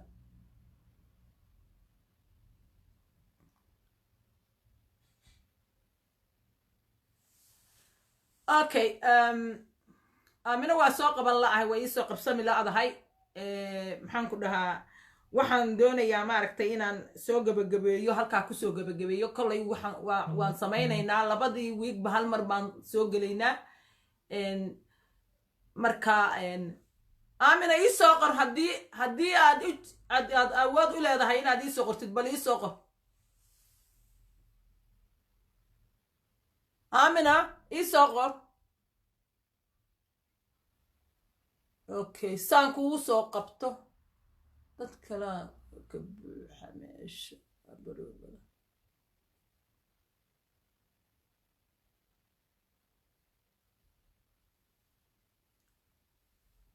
okay aaminaan sugayaa bal inay soo qorto haddaysa soo qorinin waan dhammaynaynaa programka in yar baan kusoo gabagabaynayaa laakiin wuu soconayaa programkan program socduu noqonayaa insha allah waxaan samaynaynaa labadii wiigba mar baan soo gelaynaa programkan waxyaalo badan baana looga hadlayaa insha allah oo wacdigelin bulshada ah xalka hadda lagama hadlayo waanigii aamine dhahayay xalka hadda kama hadlayno aamino weli waa la ahay mataqaanaa aamino weli waa la ah inay gunaanadaan rabay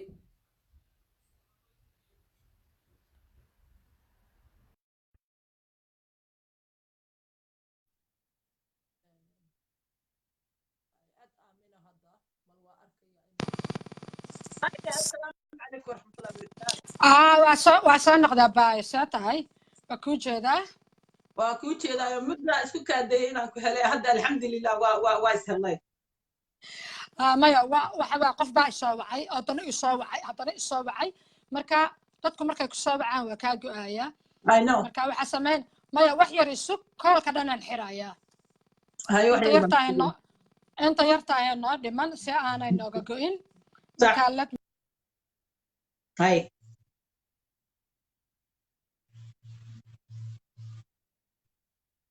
sidaan idiin sheegayaba insha allah barogramka waa barogram aan rabno inuu socdo oo wacdigelin ah haddana maxaan ku dhahaa insha allah labadii wiig hal mar baanu soo geli doonaa waxyaalo badan oo bulshada ku saabsan baan ka hadli doonaa guurku soconayaa waa silsilad socota waxaan filayaa wax badan oo aad ku faraxdaan inaanu keeni doono insha allah hadda mataqaanaa maadaama gabagabadii aan ku jirno bointigii ugu dambeeyey ama mataqaanaa qodobkii ugu dambeeyey baa aamina mataqaanaa ay ka hadlaysaa dabeedna waa gunaanadi doonaa haddii ilaahay aamina kusoo dhawow waxa waaye qodobka ugu dambeeya aan rabo inaan kusoo gudaanino dulqaadkii miyaa haddaynu nahay mataqaanaa rag iyo dumarba oo guryaha dhistay oo guryaha yeesho ma dulqaadkii baa inagu yaraaday oo aanu dulqaad awlaada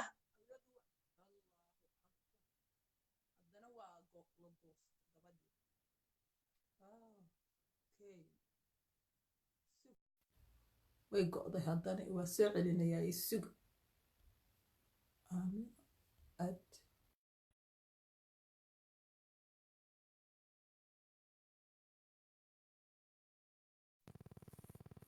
haye waa ikan haddana okay marka kusoo booda aamina ka hada ilaa wuu gogo'ayaay intausan naga go'in okay wax yar raalli ahaa maadaama aan social change maadaama aan ugu dan leenahay barnaamijkan ama isbedel bulsho inaan ku samayno aan rabno saara ani adigu haddaan dadka ka baqayno meeshan ma soo istaagnayn social media ma soo galeen ani especially me barnaamijyada markaa ka qayb qaadanayo haddaan baqaayo ama qof kale ka cabsanayo ma soo galo social media aniga waxaan rabaa laba kalmadood because social change aan rabnaa saara social change aan rabnaa waxaan rabnaa isbedel bulsho inaan samayno bulshada isbedel ku samayn lahayna kuwana daawanaya ka bilow ah iyo kuwa kale oo dib u gaari doona barnaamijkeena waxaan rabaa laba kalmadood inaan iraa ninka xuseen xiis u qoran tahay xuseen xiis waxau maanta oo dhan soo qoraayay hadallo iska hor imaanaya marwuu soo aflagaadootamayay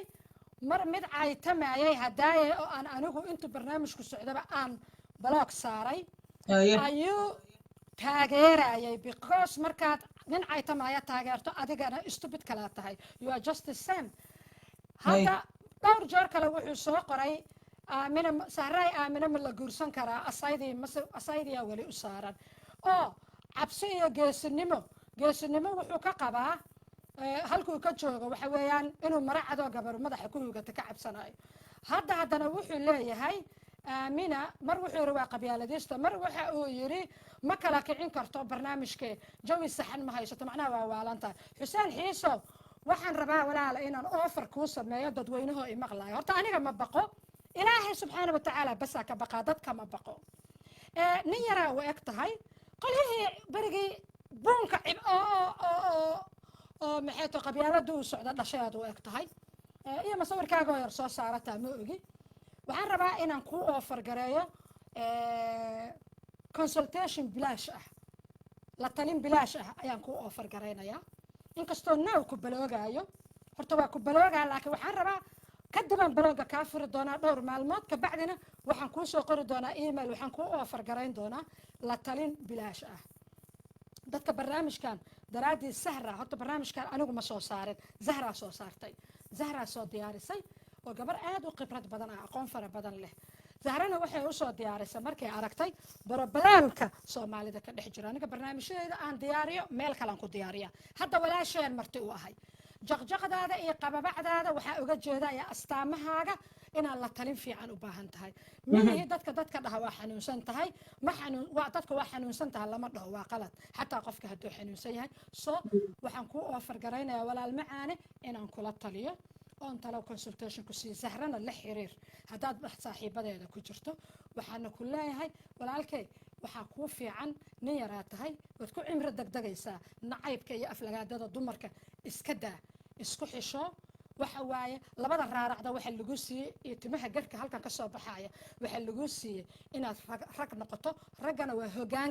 hogaanka dunida iyo hogaanka qoyska waaye ragga dhaqan ahaan iyo diin ahaanba ما فهمتي رسول أو دمر هلا سوساري لها هدي دمر كلا ربع إنه يوحي جاميان دمر كرسالة لو مسوديبن ده الرسول شيء لسوديبه آدم وحي أهاين رجع أهاين مركب ولا على أنا جانا نجاش شو هذا جانا إسكو حشو هني يقول كلفين سدكي هداي أدو هيلين يسوق على برتا إنا كوب بلاغة أو فينا فيتنا بلاغة كجري وح الله يوحي ونأكسر أو أنشاق وح الله يوحي حنا أنشاق تبدأ بوفدا وين ميست هذا جانا وما هتصنتها وافر كاسد كفايدش إيه وضع باي عادي عاد ما أمها تنتهي آمنة والله قف وح ليري قف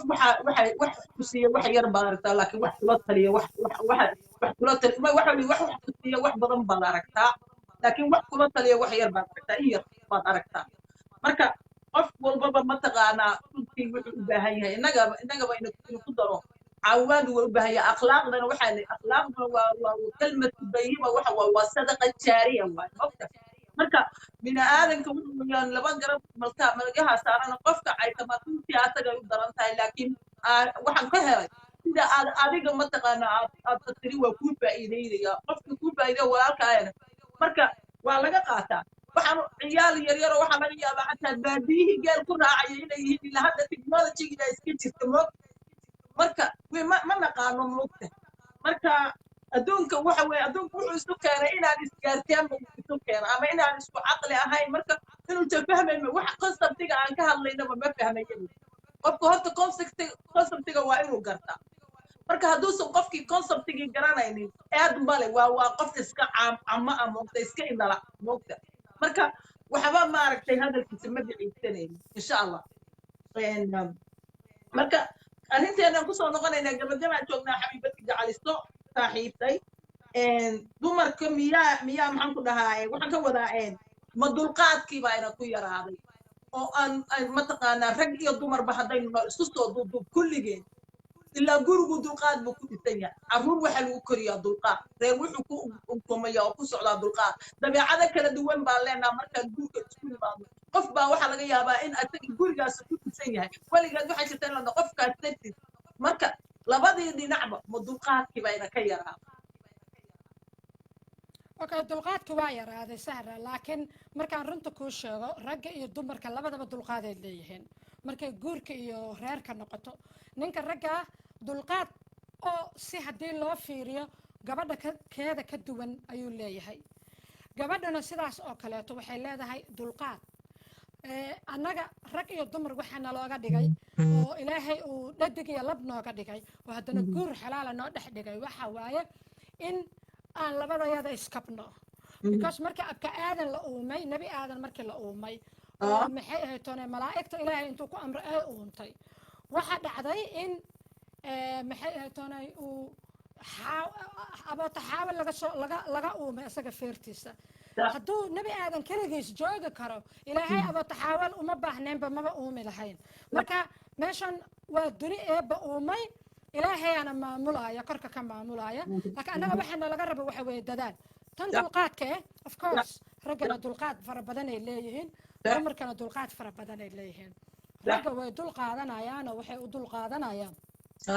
waxyaabo badan ee u dul qaadanayaan oo ah in maxay ahayd toonay ay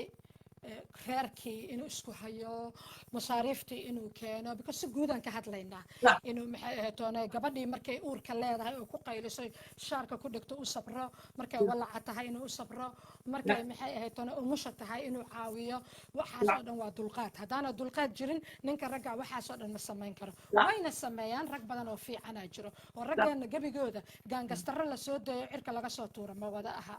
tan dumarkana gabadhu way sabraysaa laakiin bulshada markaa ka eegto bulshadu waxay dulqaadka faraan dumarka bas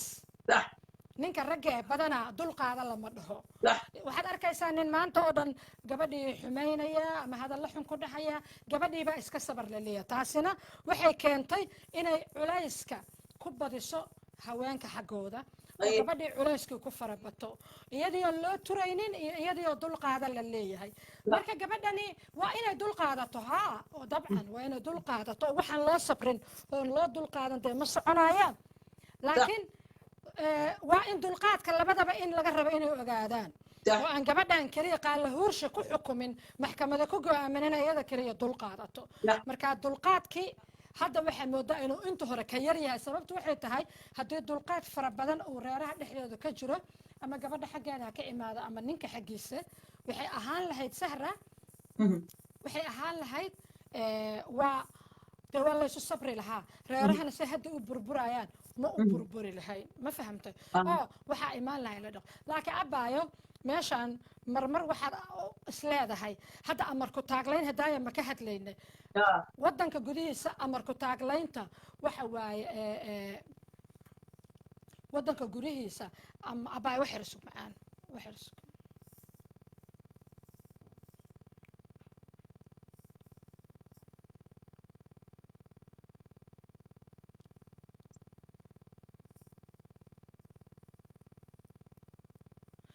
okay waddanka gudihiisa waxaa moodaa abbaayo amarku taaglaynta inay ragga xaggiisa ku badan tahay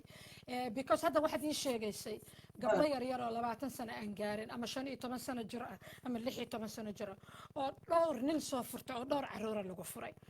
qofkaasoo kaleeto dulqaad hadduu wax ku baaba'ayo oo dulqaad hadduu wax ku dhisnayo ninkii ka dhalay caruurta ayuu ka dhalaheed arrin muhiim ahana jirto gabdhahana dumarka iyo gabdhaha dhan iyo macal ragga oo dhan kulli aan u sheegayo society-ga oo dhan arrinta muhiimka ee waxaa ka mid ah abbaayo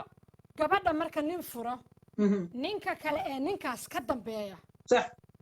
ninka kale ee ninkaas ka dambeeya waxa uu samaynayaa ninkii hore ku eegayaa naxariistu inay ku yaraataan kuu sheegayaa dadka gabadhii nin ma furay carruur ma ku dayacay carruurtii uu ku dayacay so uma jeedo asna waa imaanayaa labuu ka dhalayaa ama 3 waa ku dhalacayaa ama mid markii la weydiiyey wuxuu leeyahay kii horeba waa dayacee waxaa meeshaan ka maqan mas-uuliyadda shakhsiyan ah shakhsi ah in la qaado way isku dayanayaan haddii qof soomaalidu waxay tidhaahdaa isku dayasho dameeraa ku rima isku dayasho dameeraa ku rima dameerka wuxuu arkaa ka kaloo la kobaayo asagana kan kaloo ku dayaa asagana waa la kobaa iskama cilna waxaas maahayinka soomaalida karaamada markay hadlayaan waa munaafaqad badan nahay ummad waxaan nahay aad munaafaqad ugu badan tahay oon galaan xalaala badanaa ku hadleen laakiin markay maahmaahayaan ama ay gabayada samaynayaan wax sax ah ayay ku ballamaan ay ku gabayaan wax sax ah ayayna ku maahmaahaan ma fahamtay marka wuxuu samaynayaa gabadhii ninkii hore ma soo furay ilmihii ma ku dayacay ama wax siina waxaba laga yaabaaba kanba inaanay jacayl u guursano naf u guursato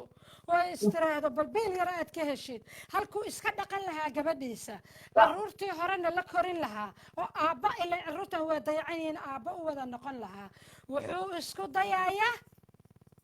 inuu maxay ahatoona gabadhii hore ku xumeeyo gabdhihiina waa gabdho masaakiina kuwa waddanka jooga iyo kuwa bannaanka jooga kala daruufo waaye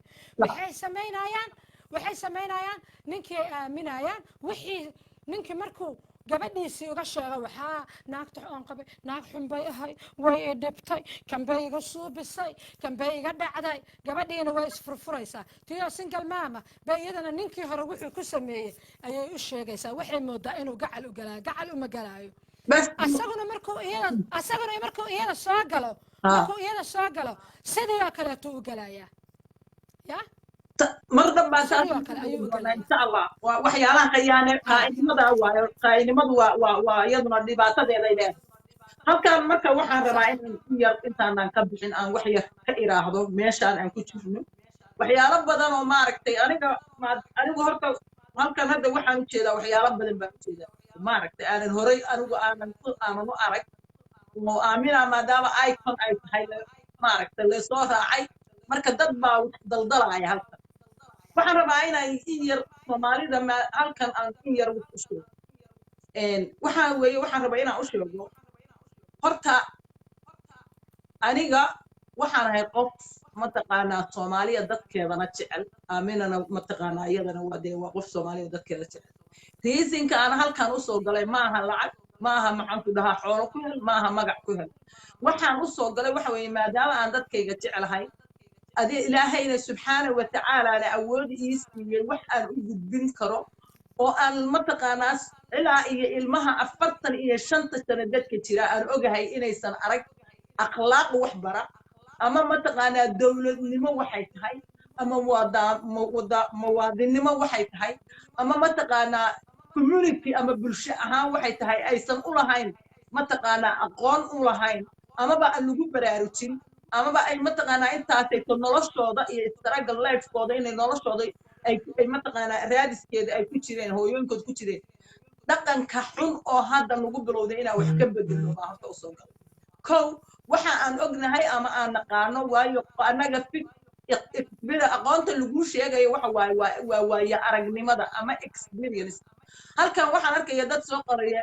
iyo eedooyinoo dumar waaweyn baa tidhaa maxaa idin waa annaka ma waalin waxaan rabnaa waxaan ilaahayna ugu dhowaano dadkayaga aan ku caawino waxa aan aqoon leenahana aan ku gudbino waayo wiilka yaroo 20 jirka ama 30 jirka ama 40 jirka aqoonta aan leenaha ma laho ma soo gudbin karo waayo aragnimadaasna ma hayo ma rabna anagu marka dhaxalkan inaan la dhimano waxaan rabnaa inaan gudbino uga faa'iideyno bulshada mideeda kale waxaa naga go'an dhaqanka xun oo bulshadu ku jirto dhinac kastaba ha noqoto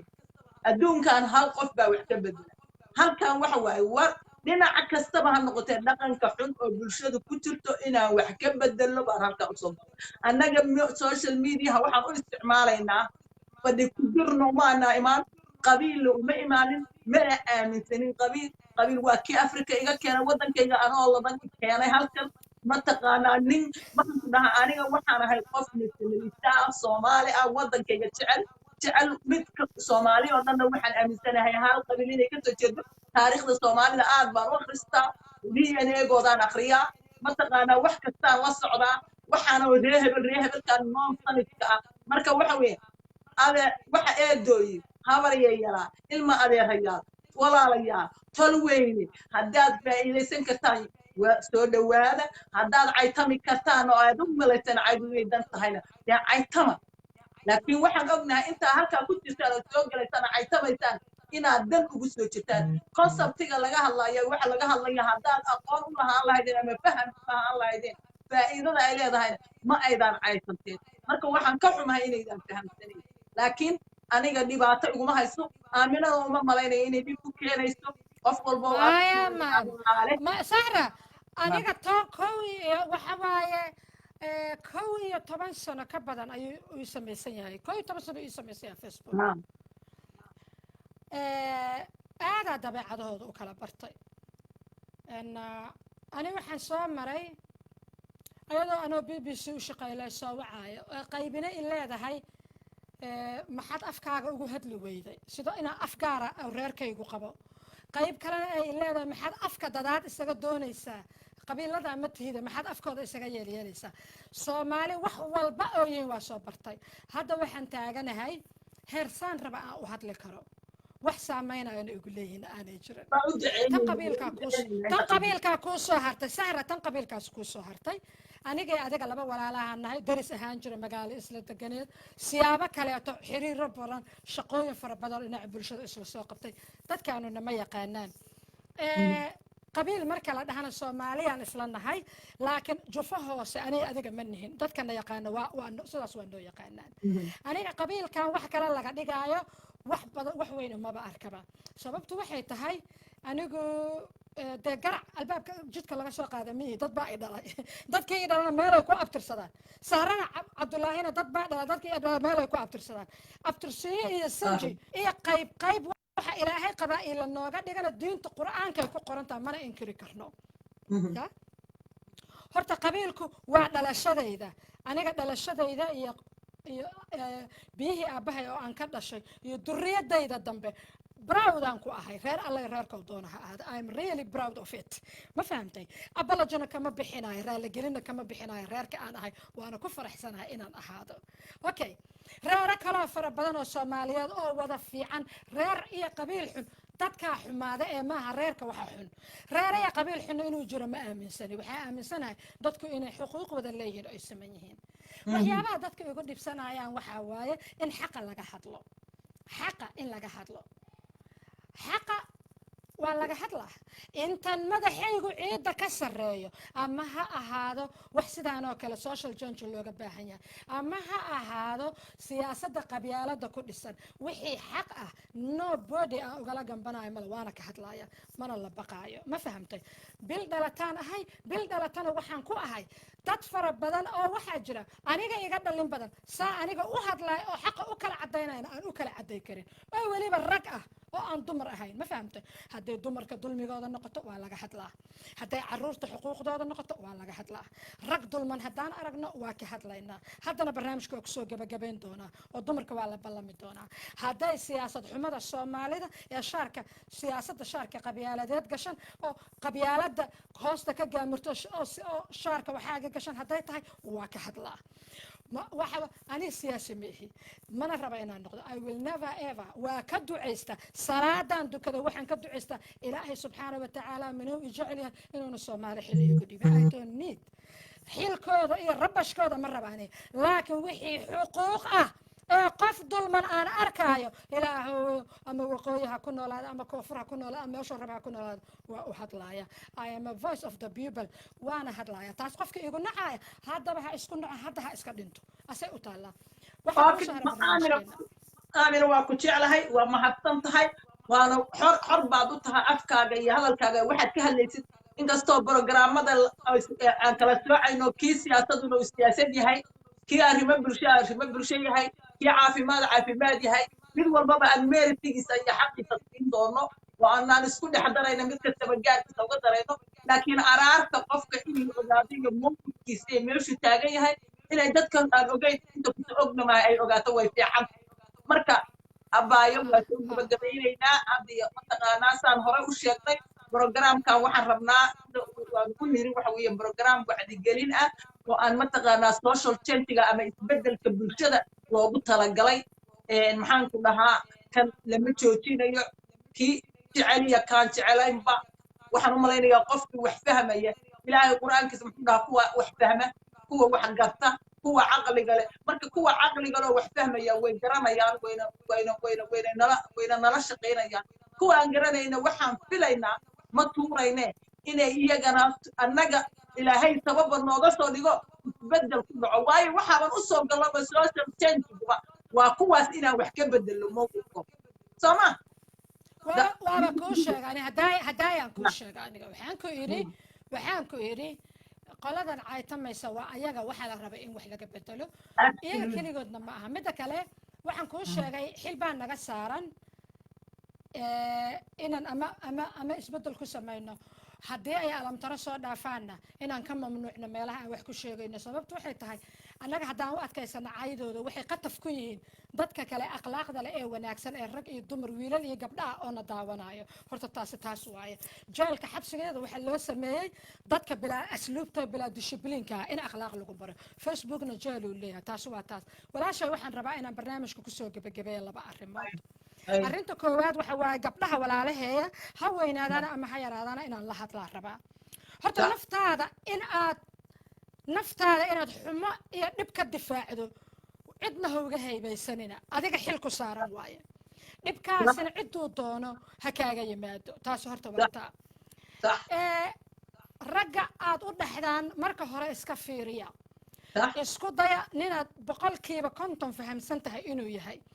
aniga sahraay qaacido dadka saaxiibada aan noo sheekaysano oo u sheegaa wax kaa qoslin doonaan rabaa meesha anaan kuu soo geliyo اي qaacido ayaan sameeyey aniga اي qaacidada aan sameeyey waxaa boqolkiiba konton ragga in laga fiiriyo اي kontonka kale inay boqolkiiba konton isla saan qaadi kartaan oo isfahmi kartaan intaada isguursanina ka hor ninka boqolkiiba konton haddaa isfahmi kartaan kontonka kale macno ma laha 25 waad u sabraysaa 25 waad ismoodmoogsiinaysaa oo waxaad ka dhigaysaa wax aan dhicinba soomaalida garan marka ma jiro qof dhammaystiran adiga ma dhammaystirnid 120 iimoodaad leedahay saas la ajligeed maadaama qof dhammaystiran aanu jirin ya waa in laysu sabraa waxa kuu soo haray ee gabdhaha haddii guurka burburo waxaa isku daydaan xiriirka caruurta iyo odaga inaanu burburin صح hadda ka horna barnaamij gaar ahaan ka sameeyey ilmuhu waxay xaq u leeyihiin inay aabbahooda arkaan aabbahood inay arkaan ayay xaq u leeyihiin waxay xaq u leeyihiin aabbahooda inay gacashtaan hadduuba oday naxariis leh oo caruurtiis u naxariisanaa uu yahay هذا hadda انا waxaa soo baxay hadda sugaan ku dhameeya hadda waxaa soo baxay dad inta aabbaha iyo hooyada markay isdagaalaan nimankii marna waa maray caruurtii hooyadii ku dayacayaan aynan waxba ku siinayn siiba kuwa qurbaha ku nool oo dalalka qalaad ku nool marna waxaa waaye ay u bateen mar alla markay arkaa ilmihiina inay koreen gabadhiisay ula soo daalaadhacaysay u julbab muruxda markay ilmihii u koreenna xaggay ka wareeganayaan ilmihii markay certain age gaaraan oy wax kala garanayaan hooyadiibuu ilmaha ku dirayaa ma dhahaayo aniga iyo hooyada waa iskhilaafna calafkeenaana kala dhammaaday si ilmuhu niyad fiican u ahaayo okay hooyadii ilmihii ku diraa sahraay hebel iyo heblaayo ma tirin karo inta gabdhood aniga keliya aqaano oo raggii ay ilmaha u dhaleen ilmihii ku direen markaasaa cunugii wuxuu leeyahay adaa hooyo xun eedo oo maxay toon adoogaysanaysaan yeesho si taasi u dhicin marka maxaad samaynaysaan kala saara adiga iyo ninka waxay idin dhex maray iyo adiga iyo ilmahaaga inay xiriir fiican la yeeshaan aabbahood waa wax loo baahan yahay oo muhiim ah haddii adagaasi uu oday alamtaro soo dhaafo cirka ka soo dhacay daasay jirtaa laakiin odagu waa inuu ilmaha arkaa xataa inta ilmahaaga yaryihiin hadduuna gurigaaga ku arki karin meela ilmaha odagu ku arki karaa jirto oo adiga aa u geyn kartid oona markaas ilmaha aabbaha ku arkaayo laakiin ilmaha ku dadaala aabbayaashood hadal xun ha uga sheegina odaga ha xumaado aduu kugu xumaaday laakiin ilmahan waa dhalay sababtu waxaa imaanaysa in ilmihii caasi waalidnimo ku koraan marka ilmihii markasta u sheegtod xumaanta aabbaha caasi waalidnimadii markay ku koraanna hadhow markay weynaadaan labadiina idinma kala saarayaan adigu haddii aqligaaga ku siiyey ilmaha aabbaha ku dir waxun uga sheeg see aabbaha caasi ugu noqday aabbihii waa kii ku dhibee hadhowti ilmihii aabbaha kaliya ma dhibaayo macal adiguu ku dhibaa اوكي امين adiga ayuu ku dhiba oo caasi kugu noqonaa adigiiba hadhowta loogaya canugii caasigaas adaa barbaarisay marka dumarka maadaama annaga ay tahay wax caruurta ku herayno oo markii la kala taga caruurta annaga nagu soo harayaan ninkan inaan aragna qasab maaha inaan xiriir fiican la yaal way fiican tahay haddaa kala tagtaan ninka inaad saaxiibo noqotaan oo walaal aad shalayto isu dhexdeen ood xaqa ila isku yeelatay aad noqotaan ilmaha isla korsataan taas haddii la waayo oo wixii tuuriyo iyo weero ay noqoto waxay noqonaysaa inaadan ilmaha isku daya ilmaha inaadan aabbahood hadal xun uga sheegin xataa wixii oo adiga kugu sameeyey ilmaha inaadan u sheegin daamanka hadduu kaa jabin jiro ha dhihin daamanku iga jabin jiray si ilmahaas uu aabbihiis baari ugu noqdo marka waa ka baxay ragga idinkana dumarka u naxariista dumarka u naxariista oo waxa waaye xaqaad isku yeelatay waa ilmihiina hooyooyinkooda u naxariista maxay ahayd toona haddaad isfahmi weydaan gabadhana caruurta isla wada korsada in la iswada in guurka la soo celiyo qasama niman badanoo waxaa arkay dadka ku qasbaya guurka in la soo celiyo sahra experience badanaa leenahay ani adiga dadka waxay ku qasbayaan gabadhi guurka inuu soo noqdo no guurka hadduuna soo noqon karin muhiim ma aha reerkan haddii uu burburay waa burburay laakiin ilmahaaga korso gabadhan markay guriga hooyadeeda aabeed kaaga imaanaysa ilmo ma wadanin kaligooda ahayd soo caruurta gabadha la kori ha dayicin hadhowna meelaha ha ka qaylanin marka waa mahadsantahay abaay macaan waa soo wax yar raacinayaa oo guraanada maadaama aniga laftigeygu waxaan ka duubay hadda ka hor program baan ka duubay tan ilmaha iyo aabaha kala tagiyo horeerka kala tagay waxaa jirta wax scientific min la ogaaday markii culummada saynisku la baaray la ogaaday baa jirta ilmaha mataqaanaa horta sideedaba dumarka waxay u isticmaalaan ilmaha sidii hubkii oo kale u isticmaalo odaga markay istiraan laaga waban bay u isticmaalaan hub oo kale ilmaha marka waxaa jirta maahmaahayo oo ingiriisku ku maahmaaho horta ilmaha waxa weeye waxa lagu leeyahay aabaha hadduu yahay midka khamriga saa isla u cabayo oo jaadka daldalaya hadduu yahay oo ugu liita dadoo bahasha caba aragtidiisa ay arkayaan noloshooda wax weyn bay ka tartaabaan hadda waa wax maxtaraha waxba ku kordhinay arag ومركي أبهات واي والد كود واي مركي واحد مسيحيا إنسان تيفق لبارين مدة كله واحد يرى هذا واحد تبدأ سيدا هذا بساط شيء المها مركي وارد كالوجود له كله كيف ديره يبي يفك كل بعضا كيف ديره يبي لا تشوجر وود من يأكلين يفك كاسة كل بعضا قاسة اليوسر نقول يا قصاري يا ماشي كي كورينا كي أن كورينا ينبغونيستي ويا كاكو درايا وحي أجيهن إن قف عليها ويا وارد كلو تمشي كاسو ما كو قصارة يا كبر وتها أيضا هو مهم وبقينا تاسو قاعدة واسع أجمع من كل فرحة وحكى رأي دهان المها ستة ودبر وحي دهان المو هدي نرش ودبر أركتد أسكلي أي وحكتر أي waxay dhahaan ilmaha with children without father ilma aabala-aan wuxuu la mid yahay half the human being waaye children without father waxay kaloo ku maamahaan children without father waxa waaye guriga oo saqafka laga qaado buu la mid yahay saasay noqonayaan ma fahamtay marka waa runtaa waana ku aad baad ugu mahadsan tahay inaad xasuustaas weyn gelitid oo maaragtay aad dumarka u sheegtid inaysan ka dhigan hub ninkii lagu ataago inaysan ilmahoodii calaashaa sidii hubkii inaysan u isticmaalin ninkii lagu ataago waxa fiican ninkii si kastaba loo qofoo waxaad ahaydeen khiyaarkiina isku guursatay labadii yaro oo isdoontay baad ahaydeen adinka ayaa wixii idin dhex maday indhex yaalaan ilmaha qiidka ah oo fitarka ah oo ilaahay keeno maaha inaad dhex gelisa waa inaad niyad وأنا قلبي هذا إلى على سعر هذا وأنا أبهض حمهيس أذن كبيرين وأنا أذن كدرين رجع سومالي هذا إمن كصاب باللعبي إنا قبل مركي كلا تجانا عرورتنا يروي إن هذا إن أبه هو هذا عرورت كدران إذا كنا أكبر قلدنتين وحواي حتى أذكر رجع لماذا هذه حاسكة كوه يسوي ذي سبب قبل عرورت السوق درتا ماشى ميالان مركا هكدرنا إلمها رجع إذا كنا هو ينكر إلمها هكدرنا عيالك قبل إذا كنا ولا رجع وأبهض إلمها هكدرنا إلمينا نيد وناكسن كوكوريا سوى برشة وقفي عنادان وهذا ضد شقيستو تاجن ونقدان وعذر ربنا مسكحة كل عيا دراجس يا بلاي وعجران هكدرنا مركا وحي ودك وين دحمري دك وين دحمري أرمها وإلا كلا صاروا وحنا فيليا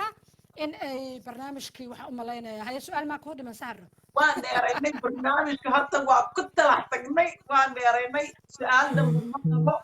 إن محن كلها سؤالها اللي يروح كلا واسمين كنا بجد بقى محن كلا كسمين كنا كسمين ينايو أريني هنا ده إن شاء الله لو ودي أسبوع هالمر بين كوبا لطين عن مستوينه